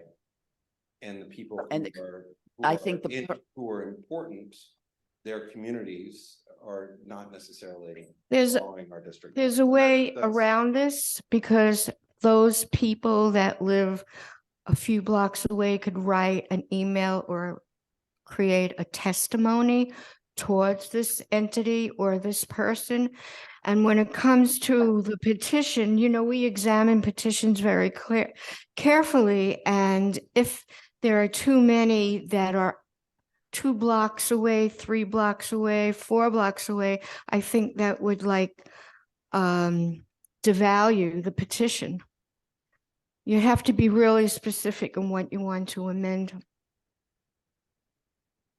That's why I guess that what I'm suggesting is that a street co-naming application include 100 signatures from people within CB2 only or immediate proximity to the location. I think I'm not accepting it. I think that. Well, you don't Well, accept Shirley would it. do That's that. not how, he would have to make it. Okay, you would have to make an amendment. I would like to also call on, we have 2 people online who have their hands up, so maybe they Great. have something to say on this. Amy, Yes, Amy. Amy, Yes, why don't you hi. go first? Thank you. Carter, just let me give you some additional context to take into consideration. We talked at length about this as well. We do want to put some parameters because, like I said, we don't want a tourist walking by or somebody on the Upper East Side necessarily signing the petition. And we did talk about, and there was some public comments about this as well. Some public talked about it, about making this more difficult to make sure that we're really honoring local people who have met all the conditions that are in the document that we're sharing. And one of the reasons we talked about making the bar a little bit higher, for instance, some other community boards require 150 signatures, we require 100, et cetera. One of the reasons we're making the bar a little bit higher is that, we're a very historic community. A lot of things go on here. We're very active, a very active community. And there's some concern that over time, the streets could just get totally covered with signage and things like that. So we felt that, putting some kind of specific parameter about who could sign it, and then increasing the signatures to 100 would help meet that potential problem or need. But if you have some suggestion for language, I'm sure that would narrow, keep the number of people who could, or the location of the people signing it narrow. I mean, I'm sure we're open to that, but that's just give you some more context for why we ended up where we did. And Dan, you might want to add something to that. Dan? Yeah, sure, I'll add. Unfortunately, the audio was really poor during the meeting and I was online, so I really wasn't able to capture all of it or really be able to discuss. I actually do agree with Carter. And the reason I agree with Carter is because we recently had a street naming resolution that passed that I'd say 90% of the signatures lived in New Jersey. And it was an individual who was very important to a certain corner, but everybody supporting him wasn't from our neighborhood. And we did approve it. And I think it kind of upset some people. And I think that I also agree with Carter that you can't just limit to within CB2. It should be communities that are directly affected by the area. Like, for instance, there was a fellow who served for 30 years on Greenwich Village Little League who passed away because he was getting surgery on his arm, named Carlos Sandana, who worked at JJ Walker. He lived on 26th Street, but the entire community of Greenwich Village Little League goes from 58th Street all the way down to Canal Street. And here's someone that should get signatures from the entire surrounding community, as Carter says. So I would actually welcome a surrounding community impact that directly impacts the area that we're considering naming for and recognizing that individual. Yeah, that's good. Is that a recommend? I think we should put the confidence in the committee in making the recommendation, not in the procedures. And I think that we've changed this over the years many times, but we don't have actually many applications that come to us for street renamings. And this is much more of an existential threat than actually trying to make it happen when it is important or a community does want to do that. And so just want to make sure that there's room for that. And Dan, that's a perfect example of how somebody may have passed away, may not have been right there when they passed away, but were an important member of that community, and a street naming may be appropriate. So, Do you have a specific recommendation for an amendment or at this time? Because that's what we would need in order to well, I tell you, can I call on Rocio had her hand up. If you want to think about that, let me call on Rocio to comment or ask a question, whatever. I just have to say that this is how the committee felt. And And the only thing that I would say that perhaps would address all the issues that have been brought up by two fellow board members be just to remove the word only on the page of Community Board to Manhattan Street Co-naming petition. This petition should be signed by people within CB2 Manhattan, primarily without the word only. I think that will resolve the problem. Would you accept something like that? I would. Well, then What do we, you then think, that, Carter? then you're making an amendment. She don't, okay, there, you can't accept an amendment. It is something, Rocio has proposed an amendment to eliminate that word. Do I have a second? I'm sorry. I just was, I would second that amendment. I would second that. I was trying to do it when you cut me off. I'm sorry. Which is from people within CB2 or the immediate proximity. So deleting only for putting in immediate proximity and leaving the rest, which is primarily those on the block and in the immediate area of the proposed co-naming location, which would. Does that satisfy, is that? You are not talking about the same things. Right, you have different language. You have different language. So the question is, then we have two different amendments. And the question, then it becomes a question of, well, Rocio actually had the floor, so we would have to vote on her amendment first. And then if it's not accepted, then we would vote on your amendment. If it's second. Somebody has to second. Well, Carter's. that's true. I'm just saying that we still, since she was on the floor, let us vote on that, if that proposed amendment. Is there a second on that amendment? I would second Rocio's amendment. Okay, all those in favor? All those, Aye. I'm sorry, did you still have discussion on Rocio's change to remove the word? And Okay, that's right, then vote no. Because you want to say, yes, but we started a vote.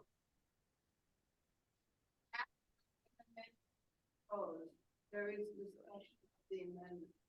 We did not have the discussion. Okay, why don't you, then my mistake, please go ahead and I will, and she is correct. I moved too quickly.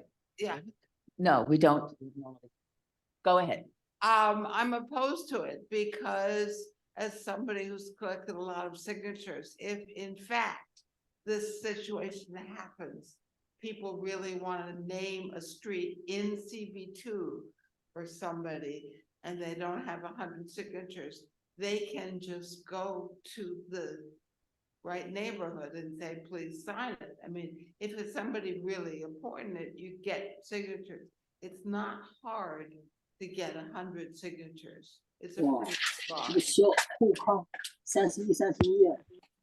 And so I think this low bar is necessary and.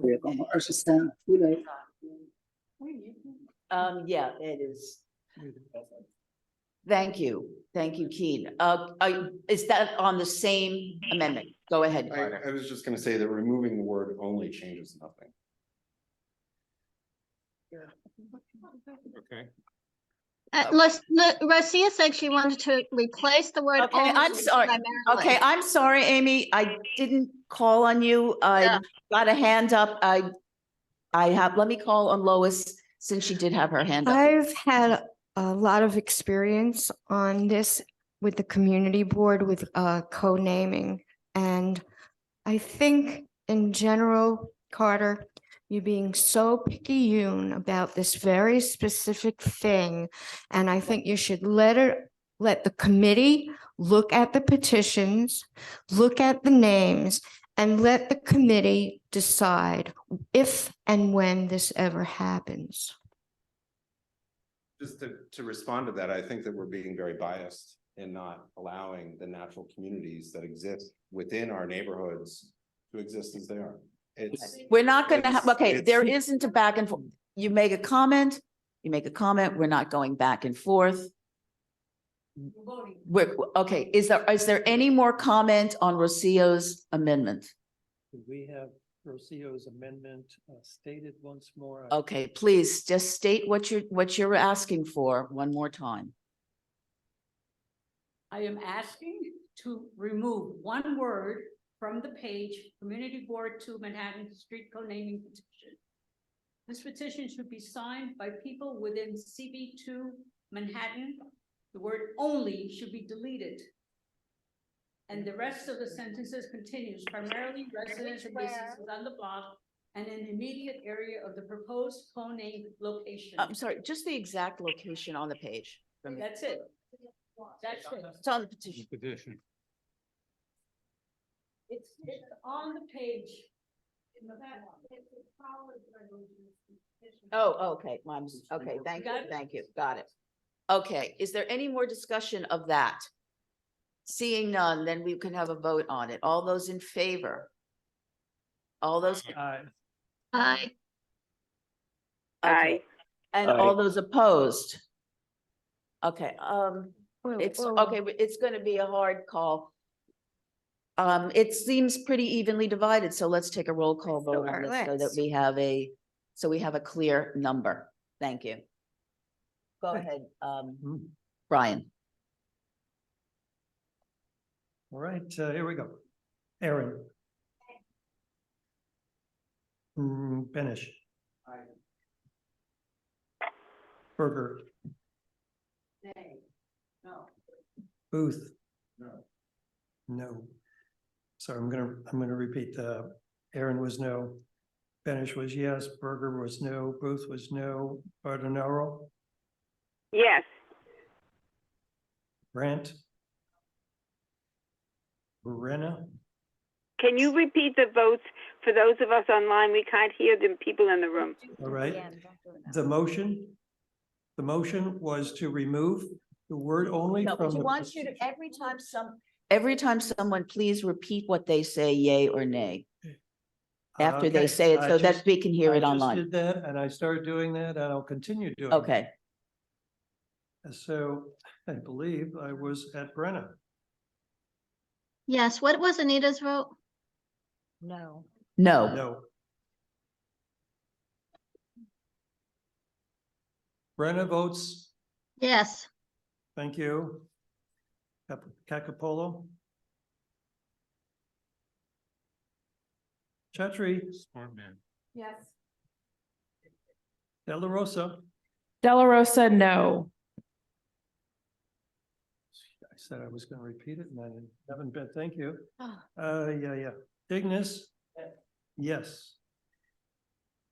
Mar Fitzgerald? Sorry? abstain. Abstain. Still, Lynn? Yes. Yes. Gruber? Absent. Absent.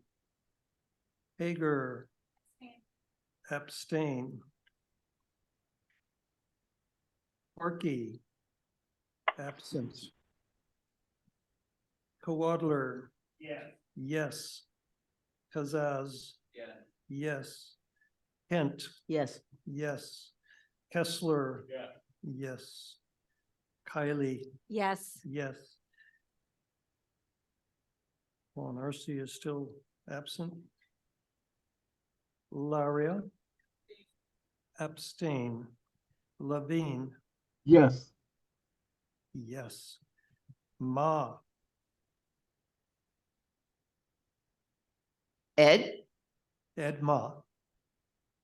now he's silent, or has he been, oh,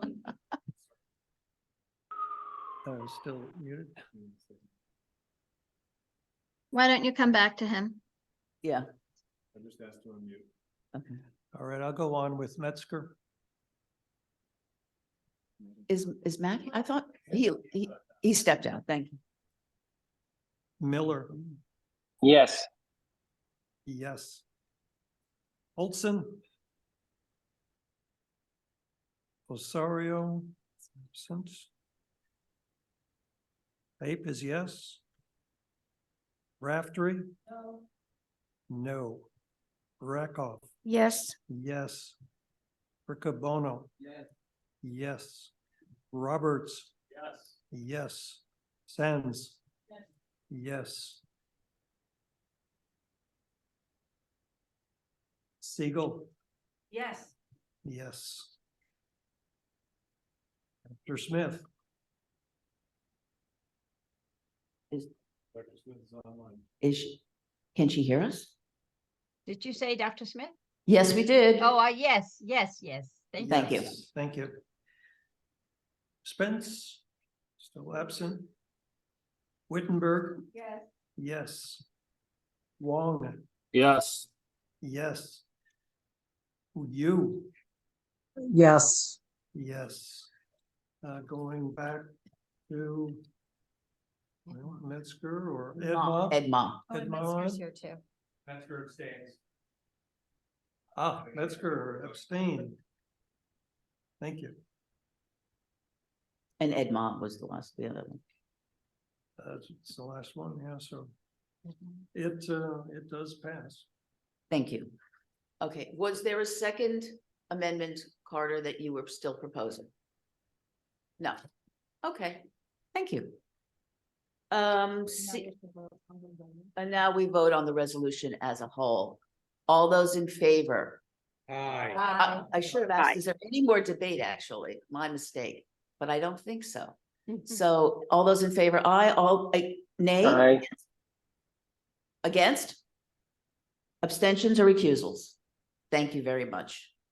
Okay, next is schools.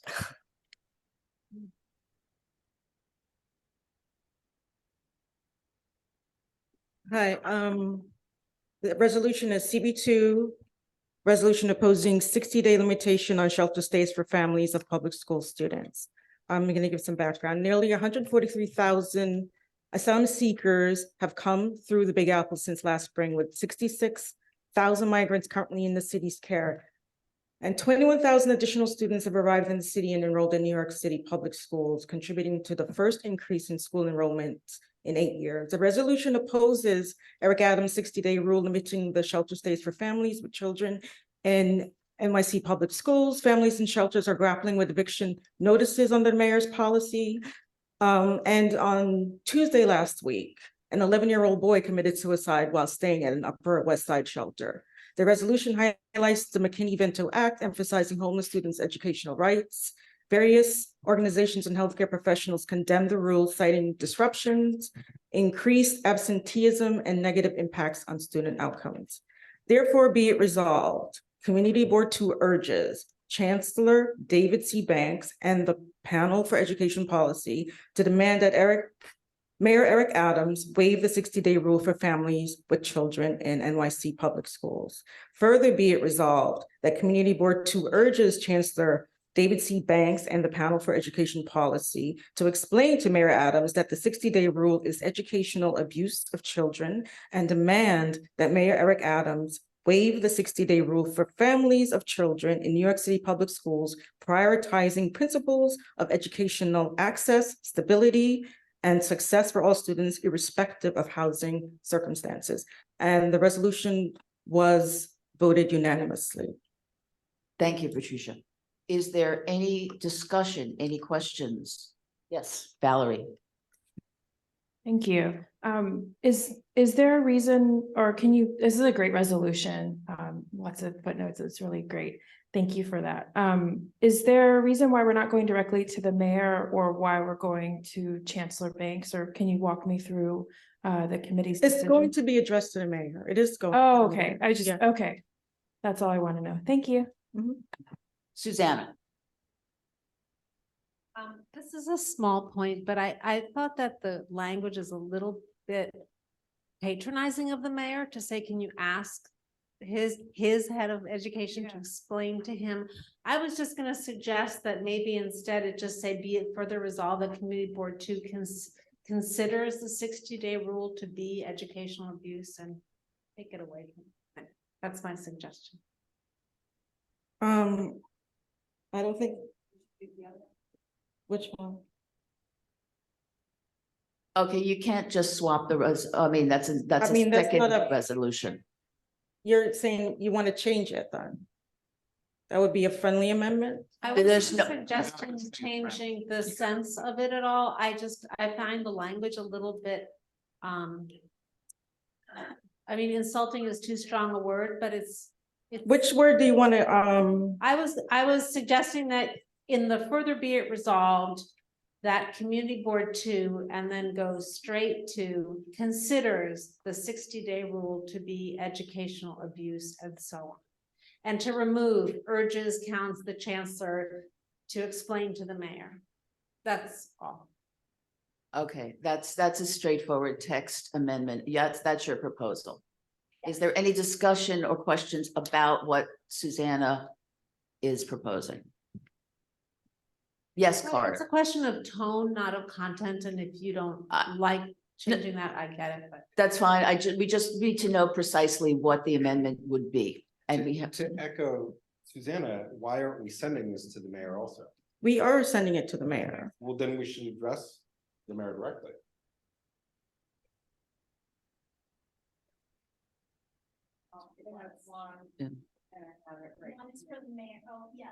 Is this not the version that you thought it was? Maybe. Maybe. Oh. Now, if there's like very bad. What you're saying is that this is actually addressed to both of them. Yeah.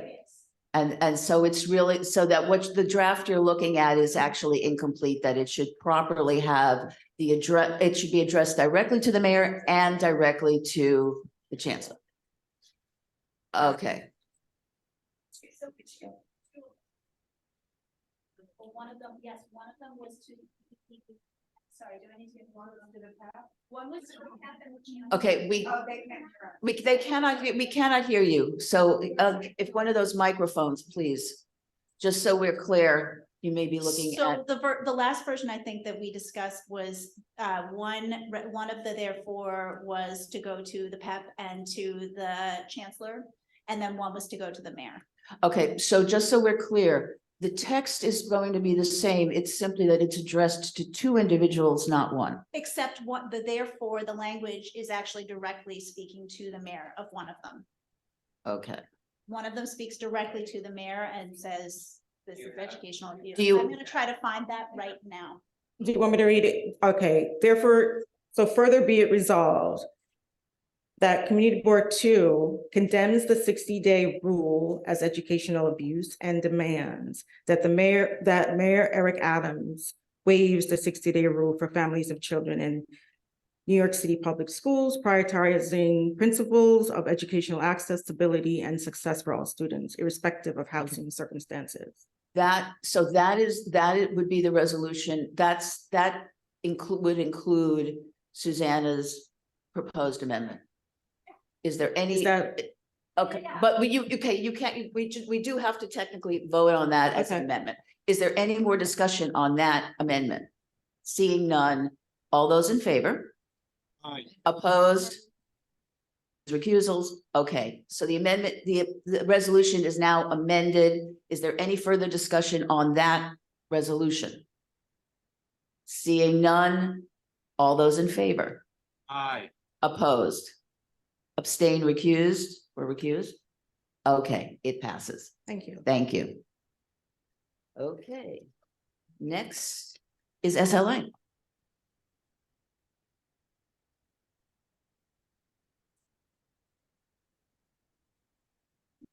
Okay, SLA 1, we had 20 applications, 11 resolutions. All decisions were unanimous. The first one, Triballon 47 LLC, doing business as Estella at 47 East Houston. It's an on-premise restaurant. This was a change in method of operation. Deny unless with stipulations being adhered to, unanimous. Tucana Cafe Bar and Restaurant, doing business as Little Rascal, 163 Elizabeth Street, on-premise restaurant. This is an alteration application to expand to the next door space. That was a deny unanimous. Maury Hospitality, formerly known as Entity to be formed by Sean Liu and Tang, doing business as Maury at 144 Sullivan Street. It's a restaurant wine application for a previous unlicensed location. Deny unless with stipulations being adhered to, unanimous. 770 Kitchen LLC, doing business as Sweet Rehab at 135 Sullivan Street. It's a Tavern Wine, change in method of operation to expand their hours. That was a deny, unanimous. Mountain 6002 LLC at 118 West Third Street, restaurant wine transfer. That was denied unless with stipulations being adhered to, unanimous. Union Square Rice LLC, doing business as Glazed Teriyaki, 110 University Place, also known as 21 East 12th Street. Restaurant wine previously unlicensed, and that's denied unless with stipulations being adhered to, unanimous. I Cook Bowery Inc., doing business as Miwago, 90-92 Bowery, also known as 151 Hester Street, restaurant wine previously unlicensed, denied unless with stipulations being adhered to, unanimous.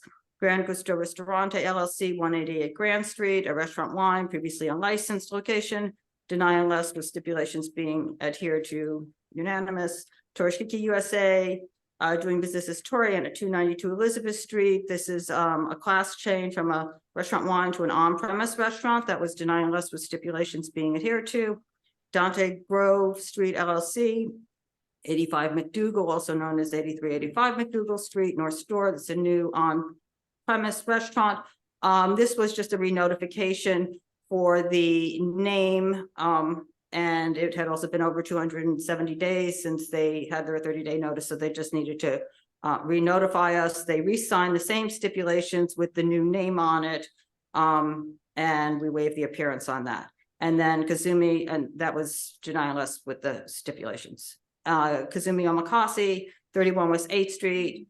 That's a new tavern wine bar. This was also a re-notification because the 30-day notice had in one line said it was a restaurant, even though it was classified as a tavern wine, and the SLA sent them back to remove the word restaurant from there. We voted on it as tavern wine. The stipulations had tavern wine, so there was nothing to do on it, really, other than just acknowledge that we got the re-notification.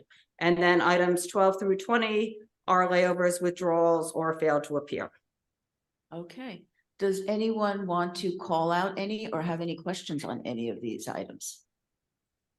Okay, seeing none, we will vote on 1 through 11, which were their appearances, and then the 12 through 20, which are the layovers, no shows. I guess I do. Yes. To vote on, we should be able to call it out. Please call it out, yes. I want to call it for 2. Okay. Is there something you want to discuss on that? Or you're just going to, just going to vote no, or something like that? Okay, that's fine. Okay, so otherwise, is anyone voting otherwise on, yes? No on SLA 1, 2, and 4. Okay. Got that. Okay. Yes. 2, and 4. No, I'm sorry. SLA 1. Numbers 2. Numbers 2 and 4. Rezos 2 and 4. Excuse me, thank you very much. And Rocio, what are you voting? No, and number 2 and number 4. Okay. Are there any other people who want to call out a different vote? Seeing none, all those. I'm sorry, go ahead. Online don't know what happened. I'm sorry. I was asking everyone if they had any of these items that they wanted to call out for either for discussion or because they wanted to vote no or abstain or recuse. So can we hear what was said? We don't know who said what. Oh, okay. We had Rocio wanted to vote no on numbers 2 and 4. Matt Metzger also wanted to vote no on numbers 2 and 4. And Ryder on number just 2? Correct. Those are the votes that were already recorded. Right, and Ryder is just 2? Number 2, correct. Thank you. Okay. Yes. So are we taking vote, like just like these loose votes? Or are we calling them out separately to be voted on separately? They're just, these are individuals so that when we record the block, they don't just get blended in, that we identify them separately.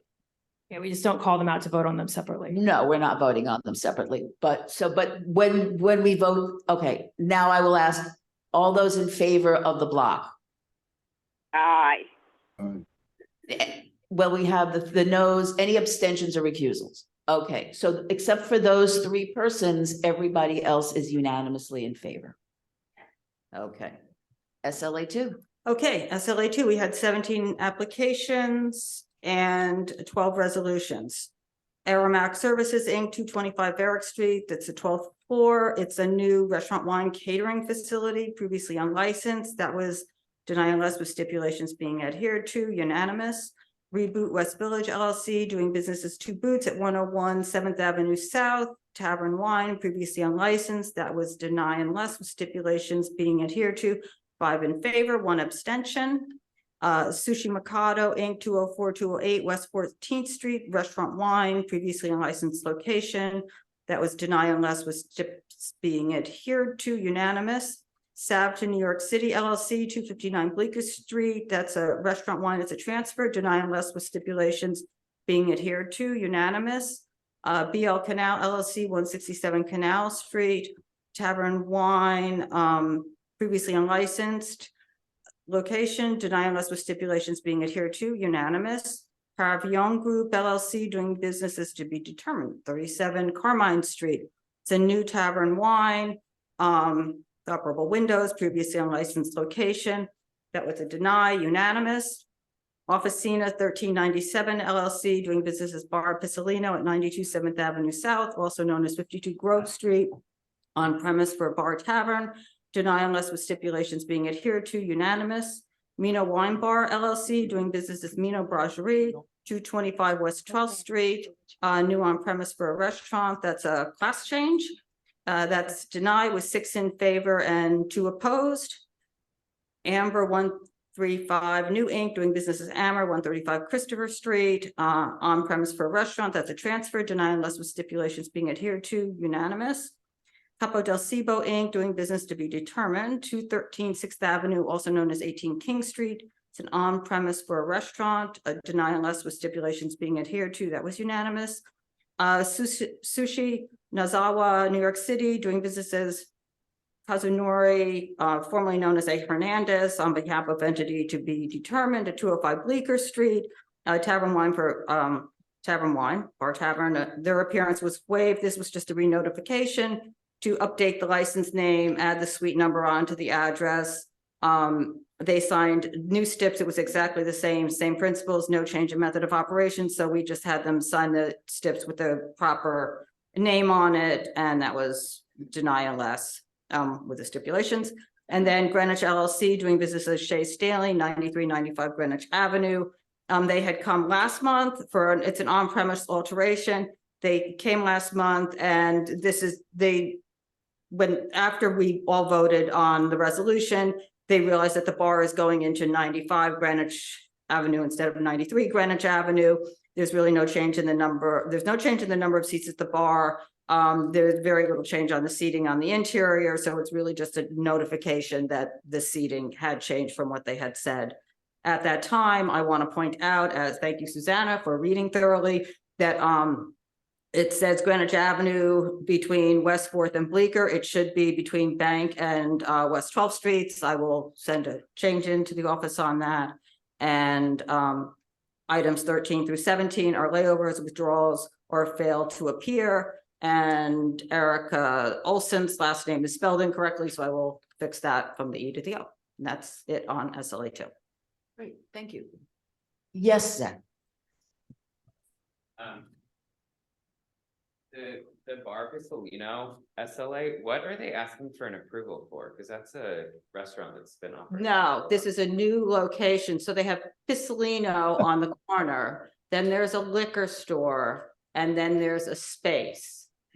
And that space, they're opening this is a new Bar Piccolino. But on the same corner that it currently is? Not on the corner, on 7th Avenue South. So the one is on that corner of it's Grove and 7th Avenue South. So this is going south on 7th Avenue South, 2 storefronts. It's the same address because it's a big building, but it's so if you go down 7th Avenue, you've got Piccolino, you've got a liquor store, and then you've got this empty space that currently It's a separate storefront. It's a separate storefront. It's got their liquor bottles all over it right now, advertising their liquor. That's the space. That's what it is. It's a new space. All right, thank you. Yep. Is there any other questions on any of these? Anyone want to call any of these out? I vote. Okay, well, you know what we'll do? I will, all those in favor? If there's no Aye. vote, if there's no objection to voting, I will then ask you for your no's. All those in favor of this, we have 1 through 12, which appeared, and 13 through 17, which are our layovers, no shows, and whatever. Withdrawals. And all those in favor? Aye. Aye. Okay, all those opposed to, and then just tell me which ones you want to oppose. Vote no on number 8. Okay, Ryder Kessler is voting no on number 8. Erica? Okay, a second on no on number 8. Yes, Chris? Who is that?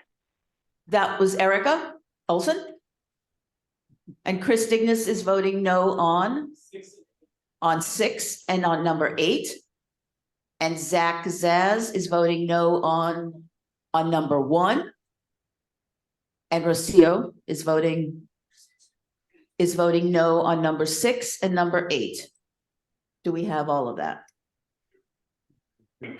Okay, are there any, I'm sorry, Matt, Matt Metzger is voting no on number 8. You hear that, Katie? Yes, thank you very much. You're welcome. Are there any abstentions or recusals? Okay, they all pass. Thank you. And next we have cannabis. Are you ready? Oh. Right on time. Okay. And still no glasses. No, I'm actually making this really big on my computer so I can read it. Thank you. There we go. Hold folks. Okay. Let's see. So this month, the CLC received 17 notices for dispensaries hoping to operate in CB2. 1 was laid over to January, 4 withdrew, 4 were no-shows, 3 were readopted from the previous month. 2 of last month's applicants, and I left this out of my report because I forgot, but 2 of last month's applicants, 69 games for Michael Shaw, came back. The first was Michael Shaw for 69 games for. A woman came back who is now apparently, so they say, the principal owner of that proposed dispensary. Her name was Bonnie Littman. But since we are outside the comment period due to cannabis regulations, we couldn't comment further. They declined to withdraw and come back so that we would be able to comment. But she came with an update saying, I'm the new owner. So just FYI. The second return was Juan Torres for 598 Broadway. Again, we're outside the comment period. They declined to withdraw, but he told us about himself and efforts to talk to the neighbors and some of the community outreach he's been doing, but both will stand as a denial. Let's see what else. The remaining applicants are the ones that filled out our questionnaire and appeared before the committee. And I'll go over those 12. Resolution number 1 addresses the no-shows, one of which was proximity restricted and one that is actively operating as a suspected illicit dispensary at 98 Christopher Street, which some of you may have seen featured with Eric Botcher on ABC for that activity. Resolution 2, Blazing Up at 178 Bowery. It was a card licensee. They seem to have a good solid team and a good plan, and we voted to deny unless. Number 3, Friendly Flower 2 at 22 Spring Street was denied due to its proximity to DeSalvio Playground and the significant dining shed associated with the space. I want to speak to sheds because this has started come up in cannabis, because some of these locations, as locations become scarcer and scarcer for cannabis because of the proximity restrictions, more and more they're looking at hospitality locations, and sometimes there are sheds. And these landlords are telling the operators, oh, you can use that. You can use that for consumption. It's right on the street. So, we have to address it as best we can until the regs catch up with this new thing that seems to be happening. Number 4, authentic downtown retail to be operated by Matt Kliegman at 234 Bowery. It's a fully commercial building and the applicant is an experienced operator. We voted to deny unless. Lusty Flower at 647 Broadway is number 5. The applicant is associated, in fact, the brother of a known illicit dispensary operator. His brother was operating at least 11 illicit dispensaries. He was busted by Taxation and Finance and the sheriff and Alvin Bragg and paid over $400,000 in fines for that, and is not supposed to be working in cannabis. Of course, this is his brother, but you know, the application was for a location that is also currently operating a suspected illicit dispensary with the same name of his proposed business. So that was a denial. Number 6 is a compliant CBD smoke shop that we on West 4th Street, that 171 West 4th Street. And he's hoping to transition from a hemp license to a cannabis license. And he submitted, I think, about 80 letters of support from the neighbors. So that was a deny unless. 420 on West 4th Street at 170 West 4th Street was denied due to concerns about the location and the significant roadbed sheds that surround it. And the applicants the principal applicant did not appear, and the applicants that did appear, the minor partners promised community outreach and letters of support, but we never heard from them again. A representative from Little Italy's Neighbors Association raised concerns about the use of the backyard for number 8 Sioux Lee City Dispensary at 264 Elizabeth Street. Due to issues that the neighbors have been having with previous tenants at this location and the use of the backyard, we were able to connect them and it appeared satisfactory for both of them. And that was a deny unless. We really liked this operator, by the way. 9 and 10 are 2 members of the same family, a daughter-in-law and mother-in-law. They're represented by their husband and son. Yes, and he's one person. Husband to the wife, son to the mother, who is a cannabis attorney, apparently. He wants to operate at that building on the corner of, what is that, Grand? I can't even remember, but it's that big silver building on Broadway. And that they do pop-ups a lot. And he was going to do a big consumption lounge at the penthouse roof. And then there was another outdoor space on the 2nd and 3rd floor, which might be good for like a fancy restaurant, cannabis restaurant. And there was a lot going on. Carter, the regs haven't caught up with him. So those things aren't even legal yet. Carter actually pointed out that the use group for the building was specific to motorcycle repair, motorcycle laundering. Like, it was not for retail cannabis. So that was a deny. Number 11, Rachel Katz for Rosebud Cafe at 37 Cornelia Street. She was denied because the space is currently being operated as not 1, but 2 illicit cannabis dispensaries.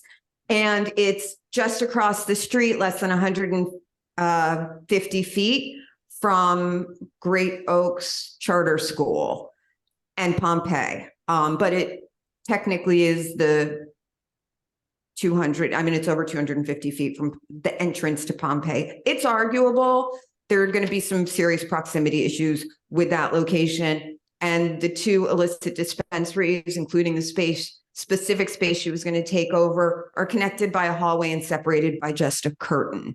Number 12, Samir Merchant for New York Retail 5 at 47 7th Avenue. Again, there was an issue with the enclosed outdoor cafe, which the landlord said, oh, you can use that for cannabis. And he was like, we're going to use it. And then there was discussion about who's going to take it down if they do take over the space. And they refused to promise not to operate a cannabis business in this enclosed shelter on the sidewalk.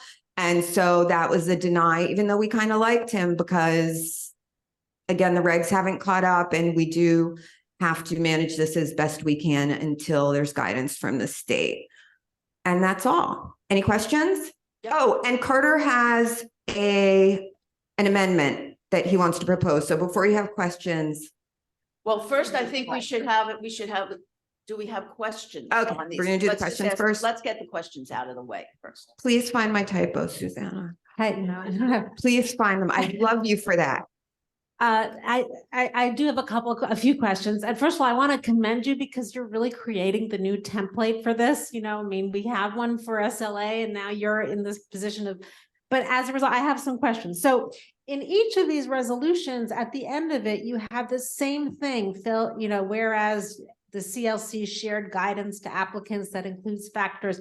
Is that necessary? Like you have to list them in every single failure to completely fill out the, is that? Yes, so the OCM knows. What? Yes, because they're going to be looking at them separately. So when this gets attached to the application, when the OCM views this, they're not going to be looking at all of them at once. No, I understand It's a specific. But I think that, didn't you say that the only ones that you pass resolutions on that you don't outright deny are ones that have taken these steps?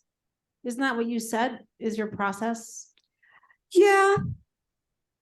Okay. Yeah, I That's guess one we question. don't, you know what, I put it in there we don't, listen. Whatever. The OCM's a revolving door these days. Yeah, we can run. And through so we don't know if Jack or Jill or Jamal is going to be looking at these tomorrow.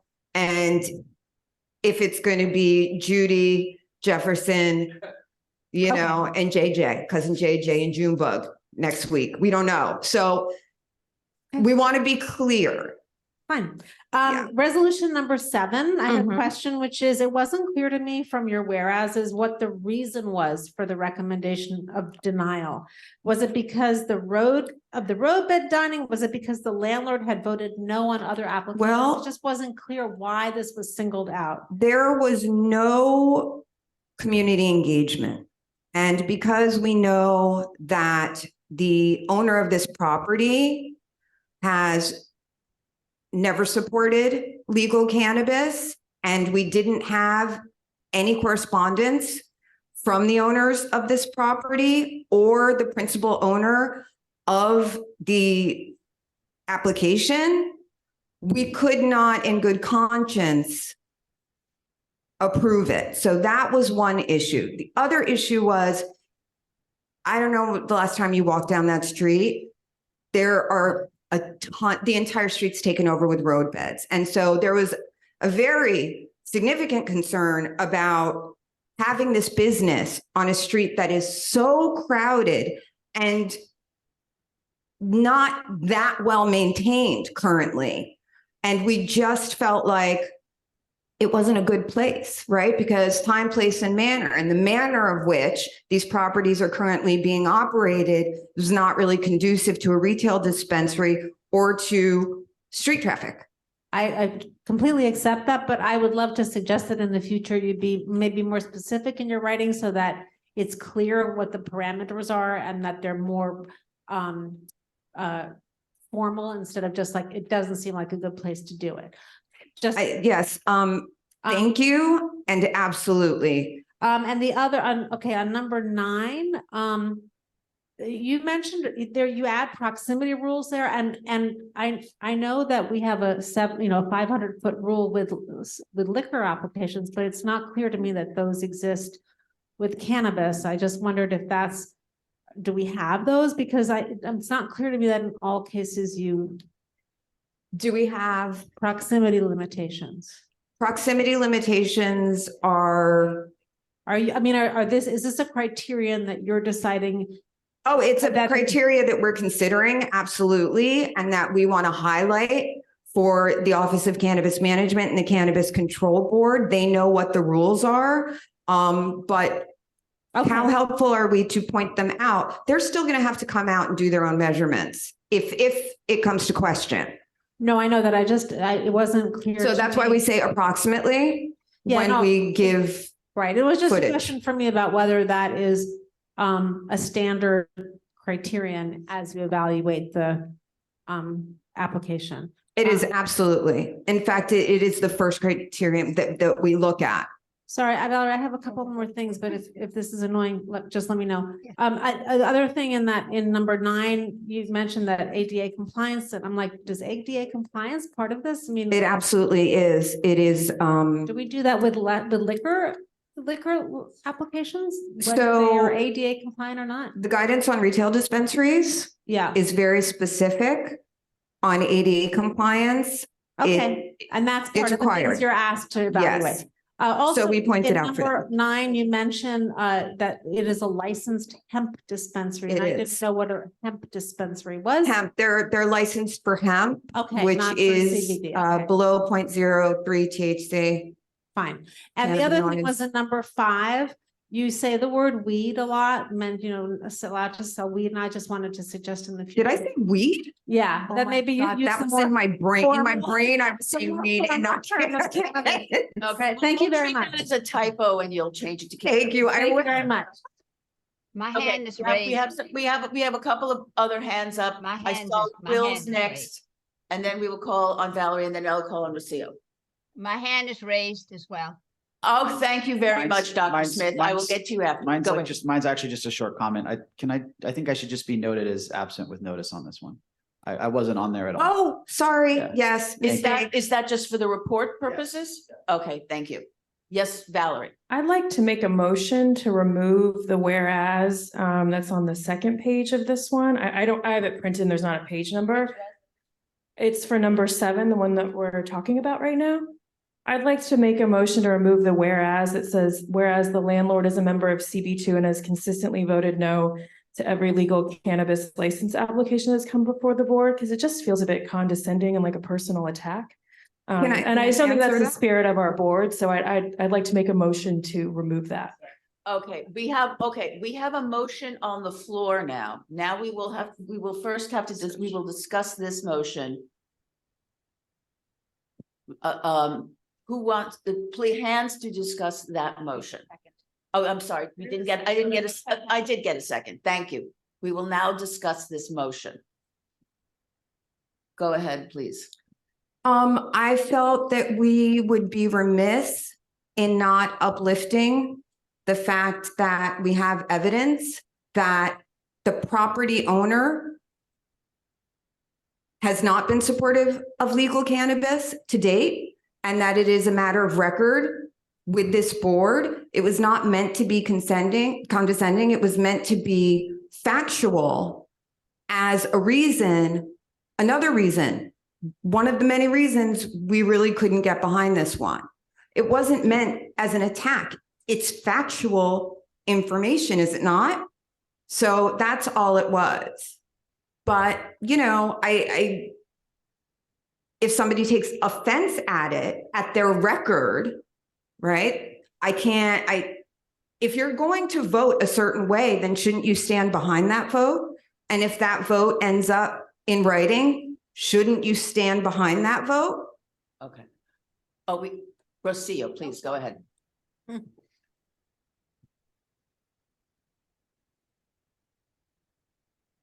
Thank you for giving me the opportunity to respond to this attack. I will be voting, I will be recusing on number 7, 420 on West 4th Street. A family member owns the building. Further, I want to be perfectly clear that I have no connection or involvement with my son's business. I noticed that the names of the other applicants have been deliberately omitted and therefore be resolved, and only my son's name appears. Adding my voting record to the resolution is perceived by me as an attempt to embarrass me totally irrelevant and unnecessary, and its goal has failed. You have failed to embarrass me. I will proudly stand up here and say, I have no connection to my son's business. I have no involvement to my son's business. And the reasons I vote no to cannabis is because to date, there is no test that I am aware of. When someone gets behind a wheel, they can be tested. Therefore, I have constantly, you are right, the record shows that I vote against the cannabis places because I feel that people get behind wheels and drive.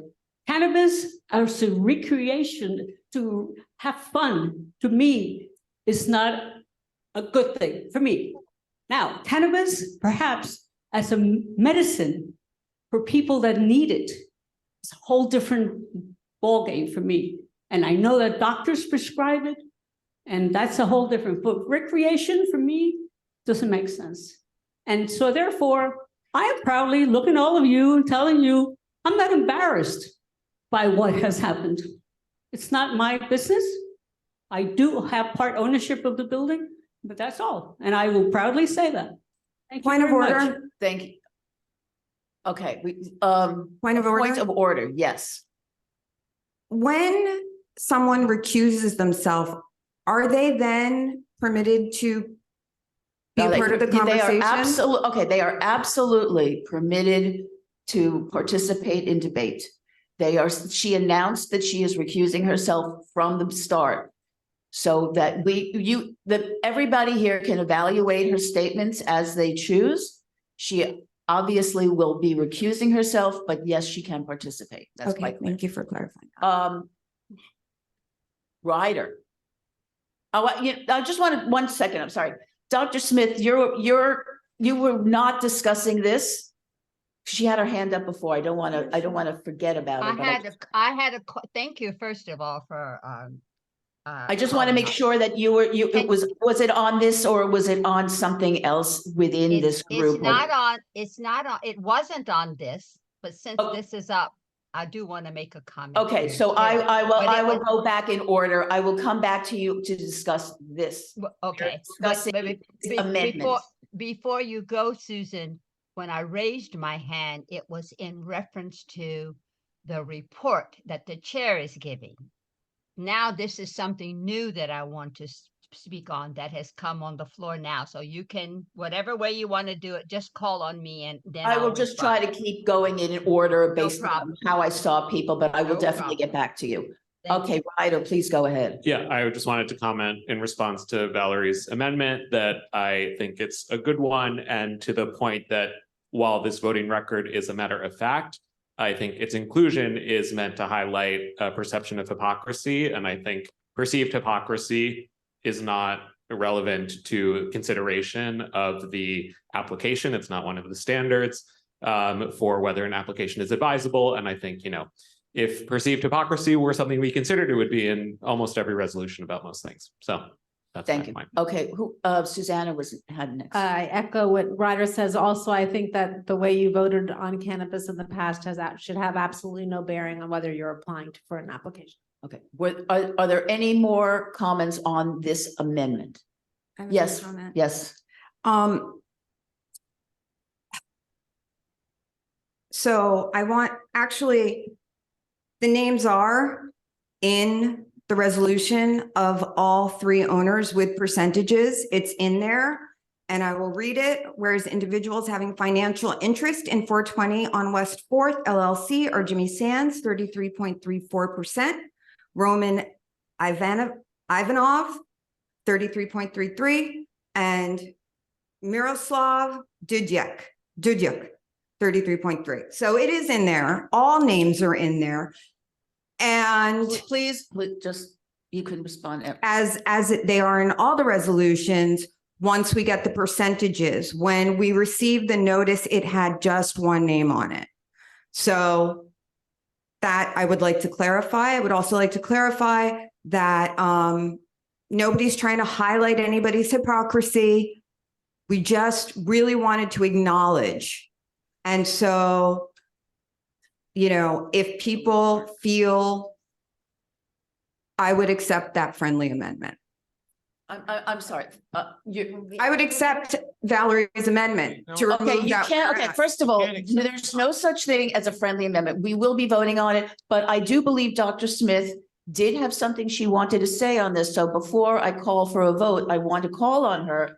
Dr. Smith, do you have something you want to add on this item? Okay, not to this one, just for the comment that, the report of the chair, so I'm. Okay, so we will come back to you. Is there anything more on this amendment before I put it to a vote?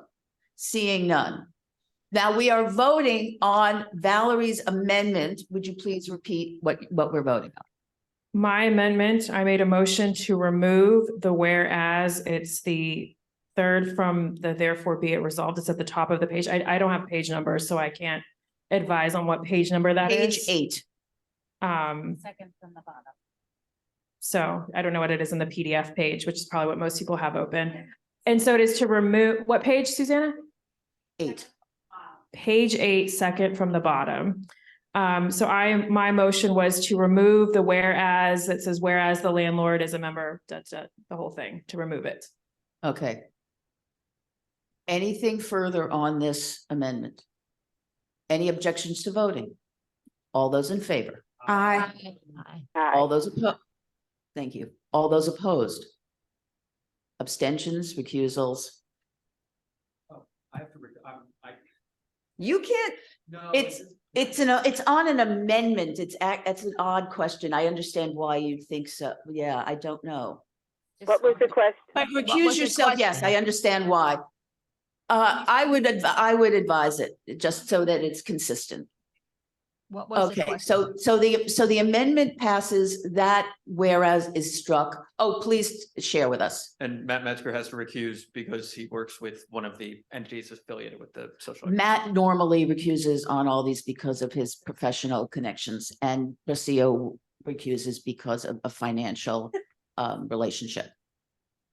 And a family relation. I'm sorry, a family. Yeah, but please. I'm attending a community board meeting. Oh, yeah. And it was very strange that we're discovering the wisdom I'm of sorry, the where's that cannabis Who is that shops talking? while Zimmerman was playing.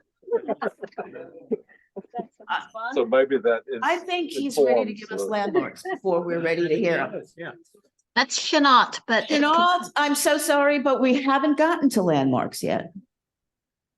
Okay, now that amendment has been passed, we're going to vote on. Oh, I have my hand up. I'm sorry. And I have my hand up. Okay, I can't see them though. Why, I don't yeah, know why what can't happened. we see everybody on Zoom? They were there. Problem, Wi-Fi, I'll fix it. I'm sorry. Okay. Since we have a problem with the Wi-Fi, please, if your hand is up and you're online, please just say your name so that I can recognize you. Okay, I heard Katie. Katie Bordnaro. Okay, well, Katie, why don't you go first then, please? I want to circle back to Susanna about the SLA and ADA. We do have to be sure, Susanna, that there's an ADA bathroom when we approve a license. Okay, Just we're just talking about the amendment, right? No, we're done. No, We voted on the okay, amendment. I'm sorry. Go ahead. Okay, so I just wanted Susanna to be aware that we do have to look for an ADA bathroom when we're approving an SLA license. So. You were referring back to what Susanna had mentioned earlier. Yes, she was talking about the ADA regulations for cannabis, and we do have to review that, not the entrance, but just the bathroom. Thank you. And Dr. Smith, please go ahead. Yeah, my question was to the chair and her report. First of all, I think you've done a great job in the work that you are doing, Mar. But I do have a question. The names, it would be helpful. I know there was a suit by the veterans. That it would be helpful if we would know what would be the classification of these people. Are they veterans? Are they people who've been in trouble with the law and get first preference? What I didn't see it in the report. So is that something that you normally would note? I would just like to know those So- classifications of the people that came before the board, the committee. Thank you, Dr. Smith. There are a few different classifications under the social and economic equity programs that the Office of Cannabis that the state offers. I don't know, I felt like I didn't want to say, even though we asked the question for our own understanding, and it does, it is put into the public questionnaire that we post. I don't know if I want to say, it's up to the person, I think, to self-identify. And while, yes, some of them self-identify in the questionnaire, minority-owned business, service disabled veteran, or whatever 80% below the median income. I don't know that people always want that in there. Okay. And that's for them to specifically identify to the OCM when putting in their application. So I personally don't want to put it in there unless the person states it at the hearing. Does that make sense? Because there are a bunch of criteria. It's not a requirement, you're saying, actually, as it relates to the committee, but at some point, I'm sure there will be numbers kept at the state for those classifications. And I thought maybe that's why you should have said it, but it's okay. It's fine. Thank you. And thank you for the work you're doing on this committee. Thank you, Dr. Smith. And I also want to say, going forward, now that the injunction is lifted, we will differentiate between, or at least identify card licensees, because the difference is these are people who are already licensed, and the other people coming to us are applicants, licensed applicants. So that's the difference. Sounds good. Thank you. Okay, I don't see any more hands up raised online. Oh, Carter. Yeah. To go back to what Marg mentioned, I wanted to call out the 11th. Okay, you want to call out number 11. Okay. Can we vote? Let's just vote on the rest of them. Okay, first, is that okay? Yeah, just to be clear, I think it's 11 everybody's, but it's the Rachel Katz Rosebud Cafe. It's a no, is that? No. He wants to call it out for discussion. Excuse me. Okay, let's vote on, so we're voting on 1 through 10 and 12, with that number, but I'm sorry, it was 9? 7. Sorry, 7. Number 7 is amended, 1 through, except for the one he's called out. Okay, all those in favor? Aye. Opposed? Abstentions, recusals. Okay, we have. Okay, Ryder Kessler is abstaining on which one? All or the poll? All of them. Matt Metzger is recused on all for reasons stated. Rocio Sands. Rocio is. On all of them. No, sorry. Ryder is abstaining on all. Matt Metzger is recusing on all. Rocio Sands is recusing on number 7. And voting no on the remainder. Okay. Okay, now we have the only one that was called out, which Carter now wants to discuss. I just kind of wanted to follow up on a little bit of what Dana was talking about and what Mara's been and the committee have been doing a great job at figuring this out as it goes. And that's a huge problem, particularly with the regulations when OCM hasn't really reviewed anything yet. And so a lot of the regulations are similar to liquor licensing regulations. And at this meeting, under this item, the attorney representing the applicant kind of fudged some of the facts with respect to the schools and the churches. And what I wanted to do was to remove the 10th whereas, which states number 7. Oh no, excuse me, 11. This is resolution number 11. Rachel Katz Rosebud Cafe, the 10th whereas, which says, whereas the Office of Cannabis Management and Cannabis Control Board was remiss in crafting regulations that did not take into consideration co-located schools and houses of worship. And the way the regulations are phrased actually doesn't do that. And what I would like to propose is two whereases, one which identifies the church, similar to the 12th whereas relating to the school.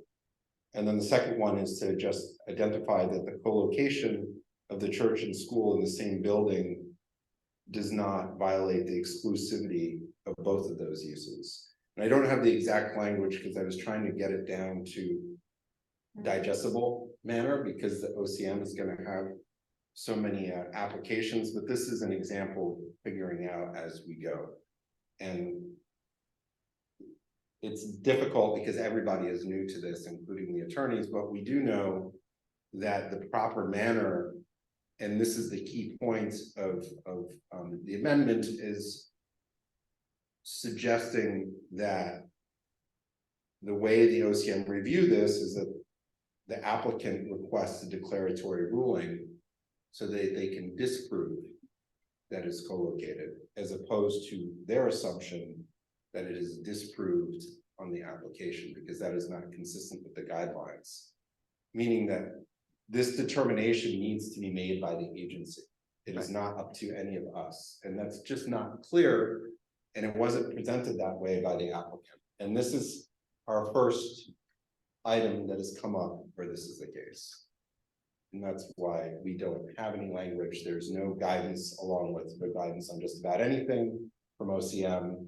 There are no fact sheets with respect to this. There are no other declaratory rulings that give any direction on where to go.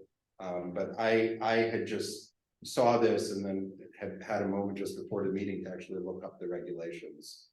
And the specific regulation is the use of the structure occupied as a house of worship does not cease to be exclusively occupied as a house of worship, where the not-for-profit religious organization occupying the house of worship accept payment of funds to defray costs related to another party's use of the structure, and the other party is a nonprofit charter school, right, which also has measurement requirements. So yeah, we have an unusual, okay, let me see if I get this right. We have an unusual situation here where you have a house of worship and you have a school that are both operating in the same location. The question is that you have one of the interpretation that we've been provided for that makes a location exclusionary is that it is quote unquote exclusive use.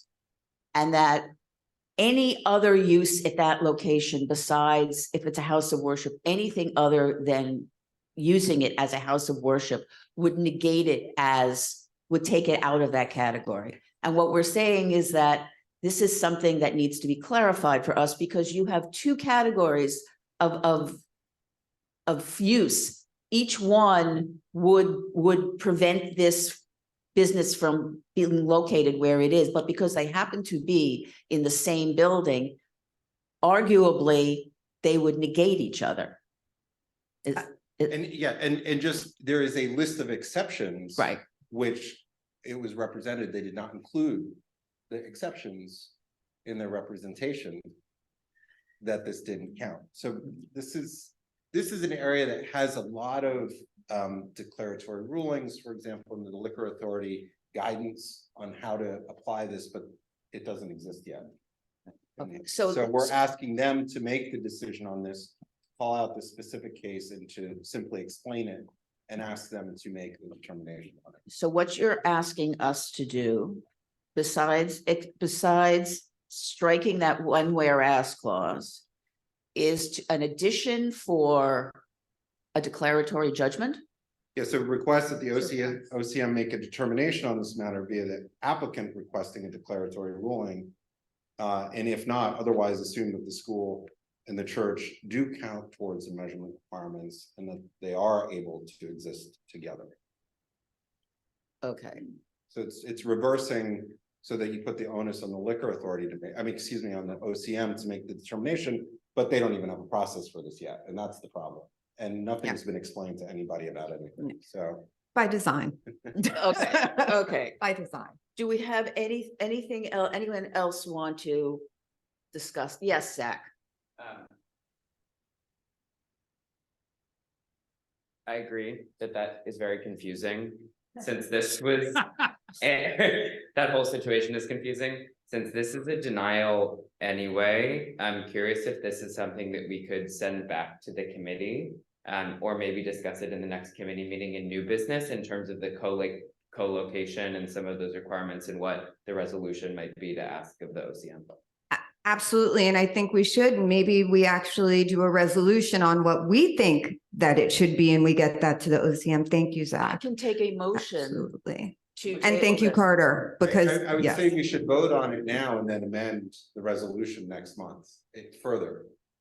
Just because. the Okay, time but is- you've got several, you've got several different things. I just you're say this asking for. because the clock's ticking. What was the date of the notice? Madam Chair, is there an amendment on the floor? Yeah. There is an amendment. Seconded? Okay, so, No.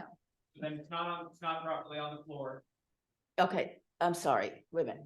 It has not been. Oh, no, we have plenty of time.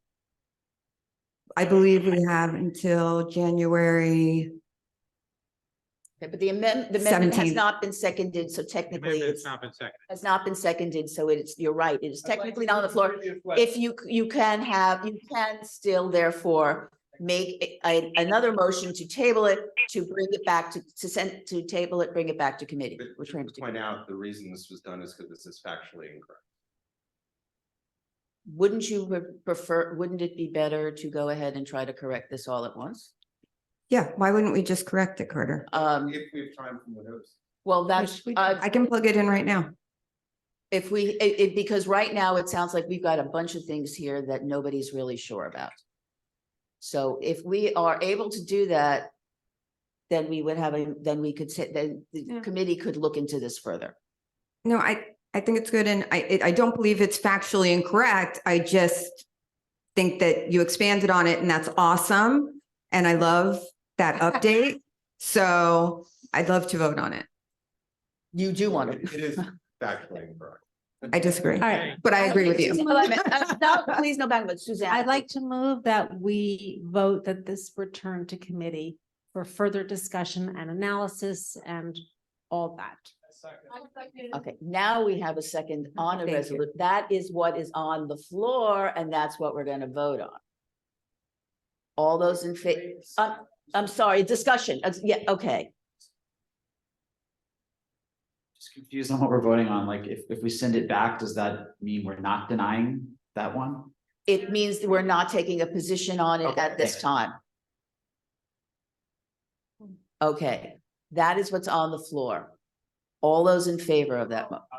Aye. All those opposed? One, Carter Booth is opposed. Oh, my God. Abstention, recusal. Okay, we are sending this back. Are there extensions? Yeah, there were no abstentions or recusals. Yeah, Okay, so that leaves, I'm sorry, we voted on the remainder. We already, Yeah, we have okay. plenty of time. We have like 2 months. Okay, so since we voted on the remainder, that's the end of cannabis for this evening. Thank goodness. Thank you all. And I am sure that Chenault is ready to go. Sorry, Chanel. Chenault, Hey, after that, feel free to. oh, it's Anita. I'm sorry. Thank you. Yes, that's so much. I'm Okay. a Chenault alternate. Landmarks. We had 2 meetings. The first one had 4 resolutions. And before I get into it, Susan, maybe you can help me with the amendment where you want that. There's an amendment to the first 2 in the package. So that people, You're presenting it as amended. well, I don't You're know that I, presenting a version, I'm sorry, you're presenting a version other than what's. no, I'm presenting what we voted on. Mhm. And this is all concerning 66-68. Okay, what you do is you present the resolutions and then you make a motion. You're entitled to make a motion to amend what you've already put on the floor. Okay, so I'll go through and then I'll. That's fine. Make a motion. Number 1, 66-68 West 10th Street. Application to restore front facades. Change a window at grade to a door, fill the areaway below the door. Replace a stair and railing at an areaway and install a sign. Therefore, be it resolved that CB2 Manhattan recommends A, denial of the change of a window to an entrance door because it disrupts the strict symmetry of the sister buildings, and because the bridge across the areaway would cover important facade detailing in the areaway. B, approval of the stairs and the modification in the areaway railing and the blade sign. And C, in that there was no presentation for the proposed facade work. The board relies on the commission to ensure that the work meets the required standard and that the work is properly carried out. It says here vote, but I'm pretty sure all of these were unanimous. Number 2, 66-68 West 10th Street, application that the Landmarks Preservation Commission issue a report to the City Planning Commission relating to an application for the modification of use pursuant to section 74-711 of the zoning resolution based on the accompanying resolution for building improvements and maintenance. That was a mouthful. Therefore, CB2 Manhattan is unable to make a recommendation to the commission concerning modification of use pursuant to 74-711 of the zoning resolution because the presentation was incomplete. Unanimous. Number 3, 180 Waverly Place. Application is to add a new stair bulkhead, new roof terrace, demolish a rear extension, construct a new rear facade, elongate front parlor windows, front parlor, on the street to match neighboring building and replace front windows on the upper floor. Oops, sorry, something just happened here. Una momento, I lost my page. Okay, 1 second, I'm in cannabis. I don't know, it jumped.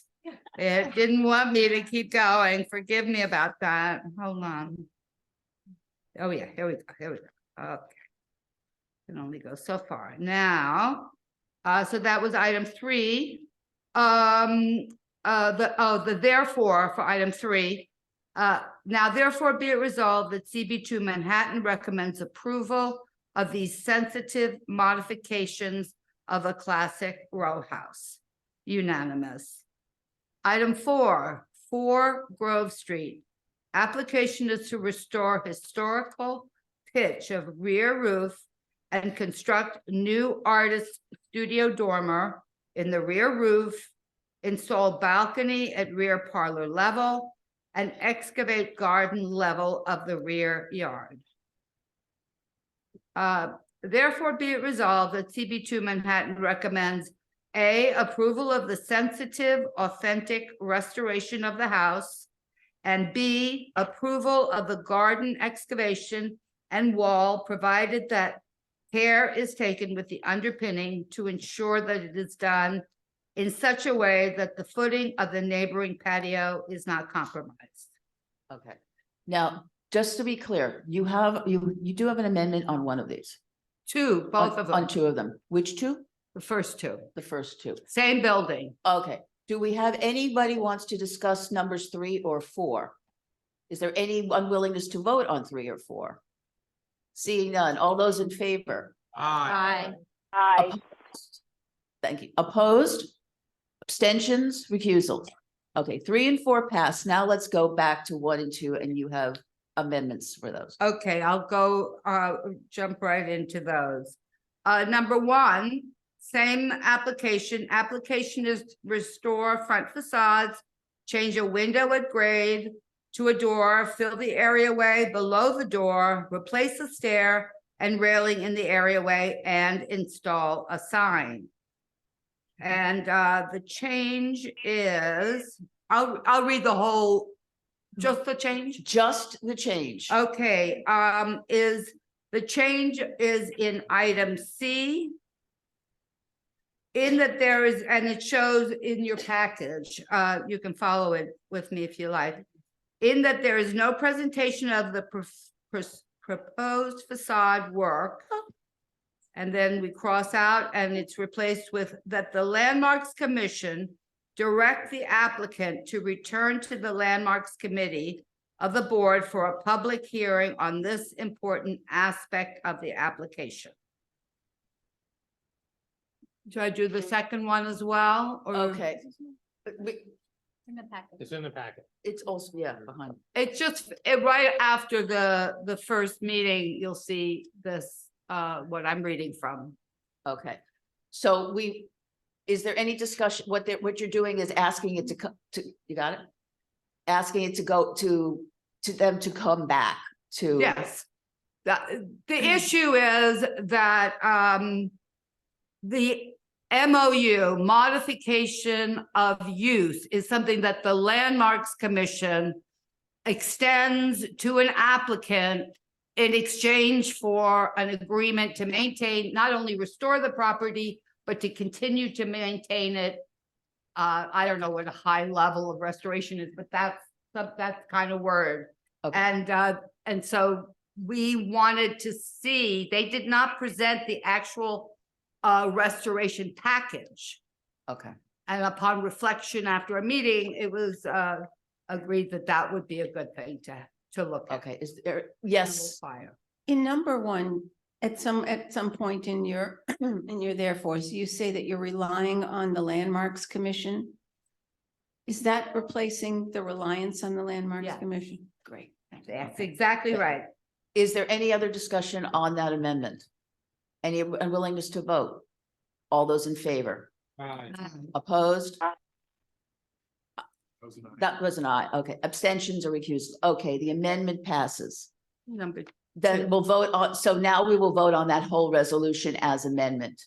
Yeah, but it's the same one. I'm sorry, it's the same. I have another, I no, know, but but there's two parts to this building and two Okay, amendments. got it. Okay. Number two, Okay, 66-68 West 10th.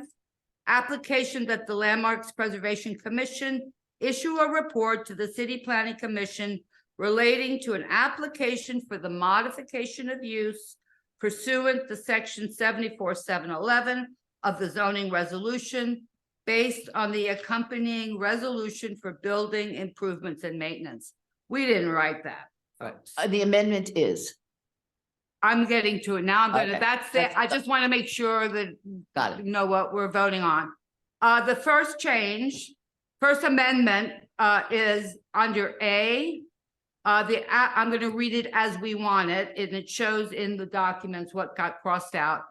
The applicant did not present the key part of the application for restoration of the facade and maintenance program required to qualify for a 74-711 permit.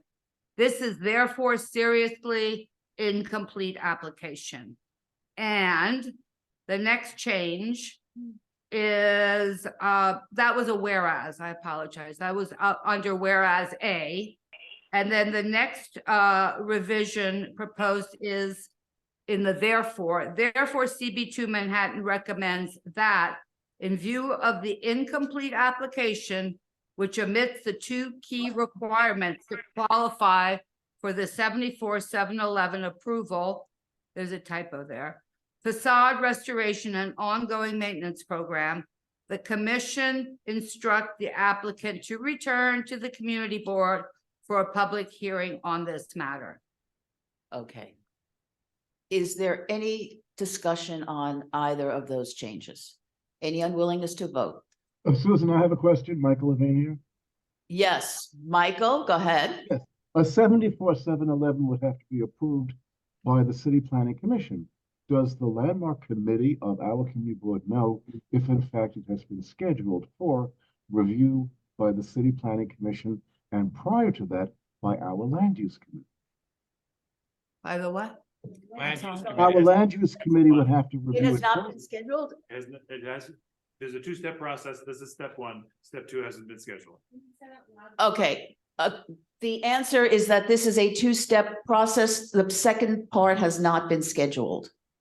But do we know for sure that it will go before? For our land use, you mean the land Yeah. use portion? Okay. Thank you. Well, yeah. I'm sorry, there's Eugene, yes? Yes, actually, so I wanted to address that if I could. So yes, Michael is correct. There is a second, with this will need to come before the land use committee. But I just want to echo that it has not been scheduled yet, so it will need to come before land use because it does involve a zoning change with the 74-711. Thank you, Okay. Eugene. Thank you. Thank you. Thank you. Okay, is there, if nothing else, is there unwillingness to vote on that? All those in favor? Aye. No? Abstentions, recusals. Okay, now we can vote on 1 and 2 as amended. All those in favor? Aye. Again. Abstentions, recusals. Okay, 1 and 2 pass. Is there any new business? No, wait. Wait, I'm sorry. She's got another report. Oh, you have another? I have a second meeting. Oh, I'm so It'll sorry. be quick, folks. I Okay, know it's it late. has to be. We are running, I'm sorry, we are running out of time. So Well, I'm gonna talk fast. Oh, good. I'm a New Yorker. 3 Great Jones Street. Application is to modify 3 masonry openings and install new windows. Therefore be it resolved that CB2 Manhattan recommends denial of the application as totally lacking in any historic reference and because it necessitates the removal of a considerable amount of historic material and does great damage to the historic condition of the building.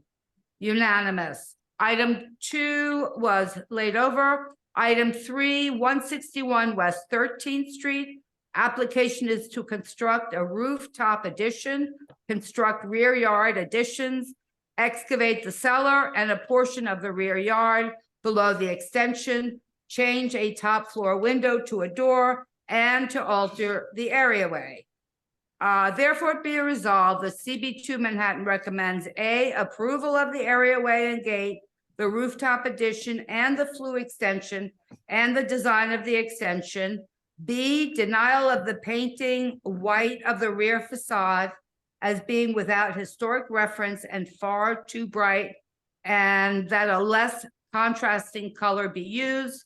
And finally, C, approval of the excavation with underpinning, provided that an engineering report and plan are approved by the commission, that all regulations and safeguards to ensure that there's no harm to the subject property are observed, and that there is a dialogue with the owners of the neighboring building throughout the planning and construction time, and that was unanimous. Okay. It's Finito. Are you calling out one? Which one? Number 3. Okay, then that we since the last one has to be a roll call vote, 1 and 2, anybody on those? We're gonna vote on those first. It's really 1. I'm sorry, 1 and 3. You're right, my mistake. Okay. I have Well, a let's- question about. number Okay, if it's a 3. question, please just go ahead. Can you tell me on number 3, why are we opining about the color of the rear facade? I thought we do not opine on the rears of buildings. Well, we do. Absolutely, we do, but it is visible from 14th Street. Okay, thank you. Nothing, is there anything else on either 1 or 3? Okay, though, this is our last vote, so we do have to take it as a roll call. Okay. Brian? All right, here we go, and I will repeat the vote as it's made. Aaron? Yes. Yes. Benish? Yes. Yes. Berger? Yes. Einberger, yes. Keenberger, yes. Booth? Yes. Yes. Butternarrow? Yes. Yes. Brent? Yes. Yes. Brenna? Yes. Yes. Capolo? Left. Chattree? Yes. Yes. Della Rosa? Della Rosa, yes. Yes. Dignas? Yes. Yes. Fitzgerald? Yes. Flynn? Yes. Yes. Hager? Yes. Yes. Orkey? Still not here. Wadler? Yes. Yes. Kazaz? Yes. Yes. Kent? Yes. Yes. Kessler? Yes. Yes. Kylie? Yes. Yes. Laria. Yes. Levine, Yes. yes. Ma, Yes. yes. Metzger, Yes. yes. Miller, Yes. yes. Olson. Yes. Pape is yes. Raftery. Yes. Rakoff, Still here. and your Is vote? that a yes? 是4。 Yes. Ricobono, 就对了，对了，他加了嘛，是对的。 Ricobono, please. Moving on to Roberts. Yes. Yes. Sands. Yes. Um, Siegel, Yes. yes. Dr. Smith, Yes. yes. Spence. Wittenberg, Yes. yes. Wong, Yes. yes. And you, Yes. unanimous. No. Okay, is there any new business? If not, I will take a motion to adjourn. Oh, I'm sorry. I just gotta say one thing, on the quality of life or whatever, street activities, numbers 1, 3, and 8, I need to recuse myself from those because I'm on the meatpacking bid. I just publicly Okay. wanted to say that. I can email you guys that. Yes, That's- please do that. Please do that so we don't miss. Okay, okay, motion to adjourn. Second. Thank you, everybody. Happy holidays. Thank you so much. Happy holidays. Yeah, happy holidays. That's good. Please stop the recording. Did you stop the recording?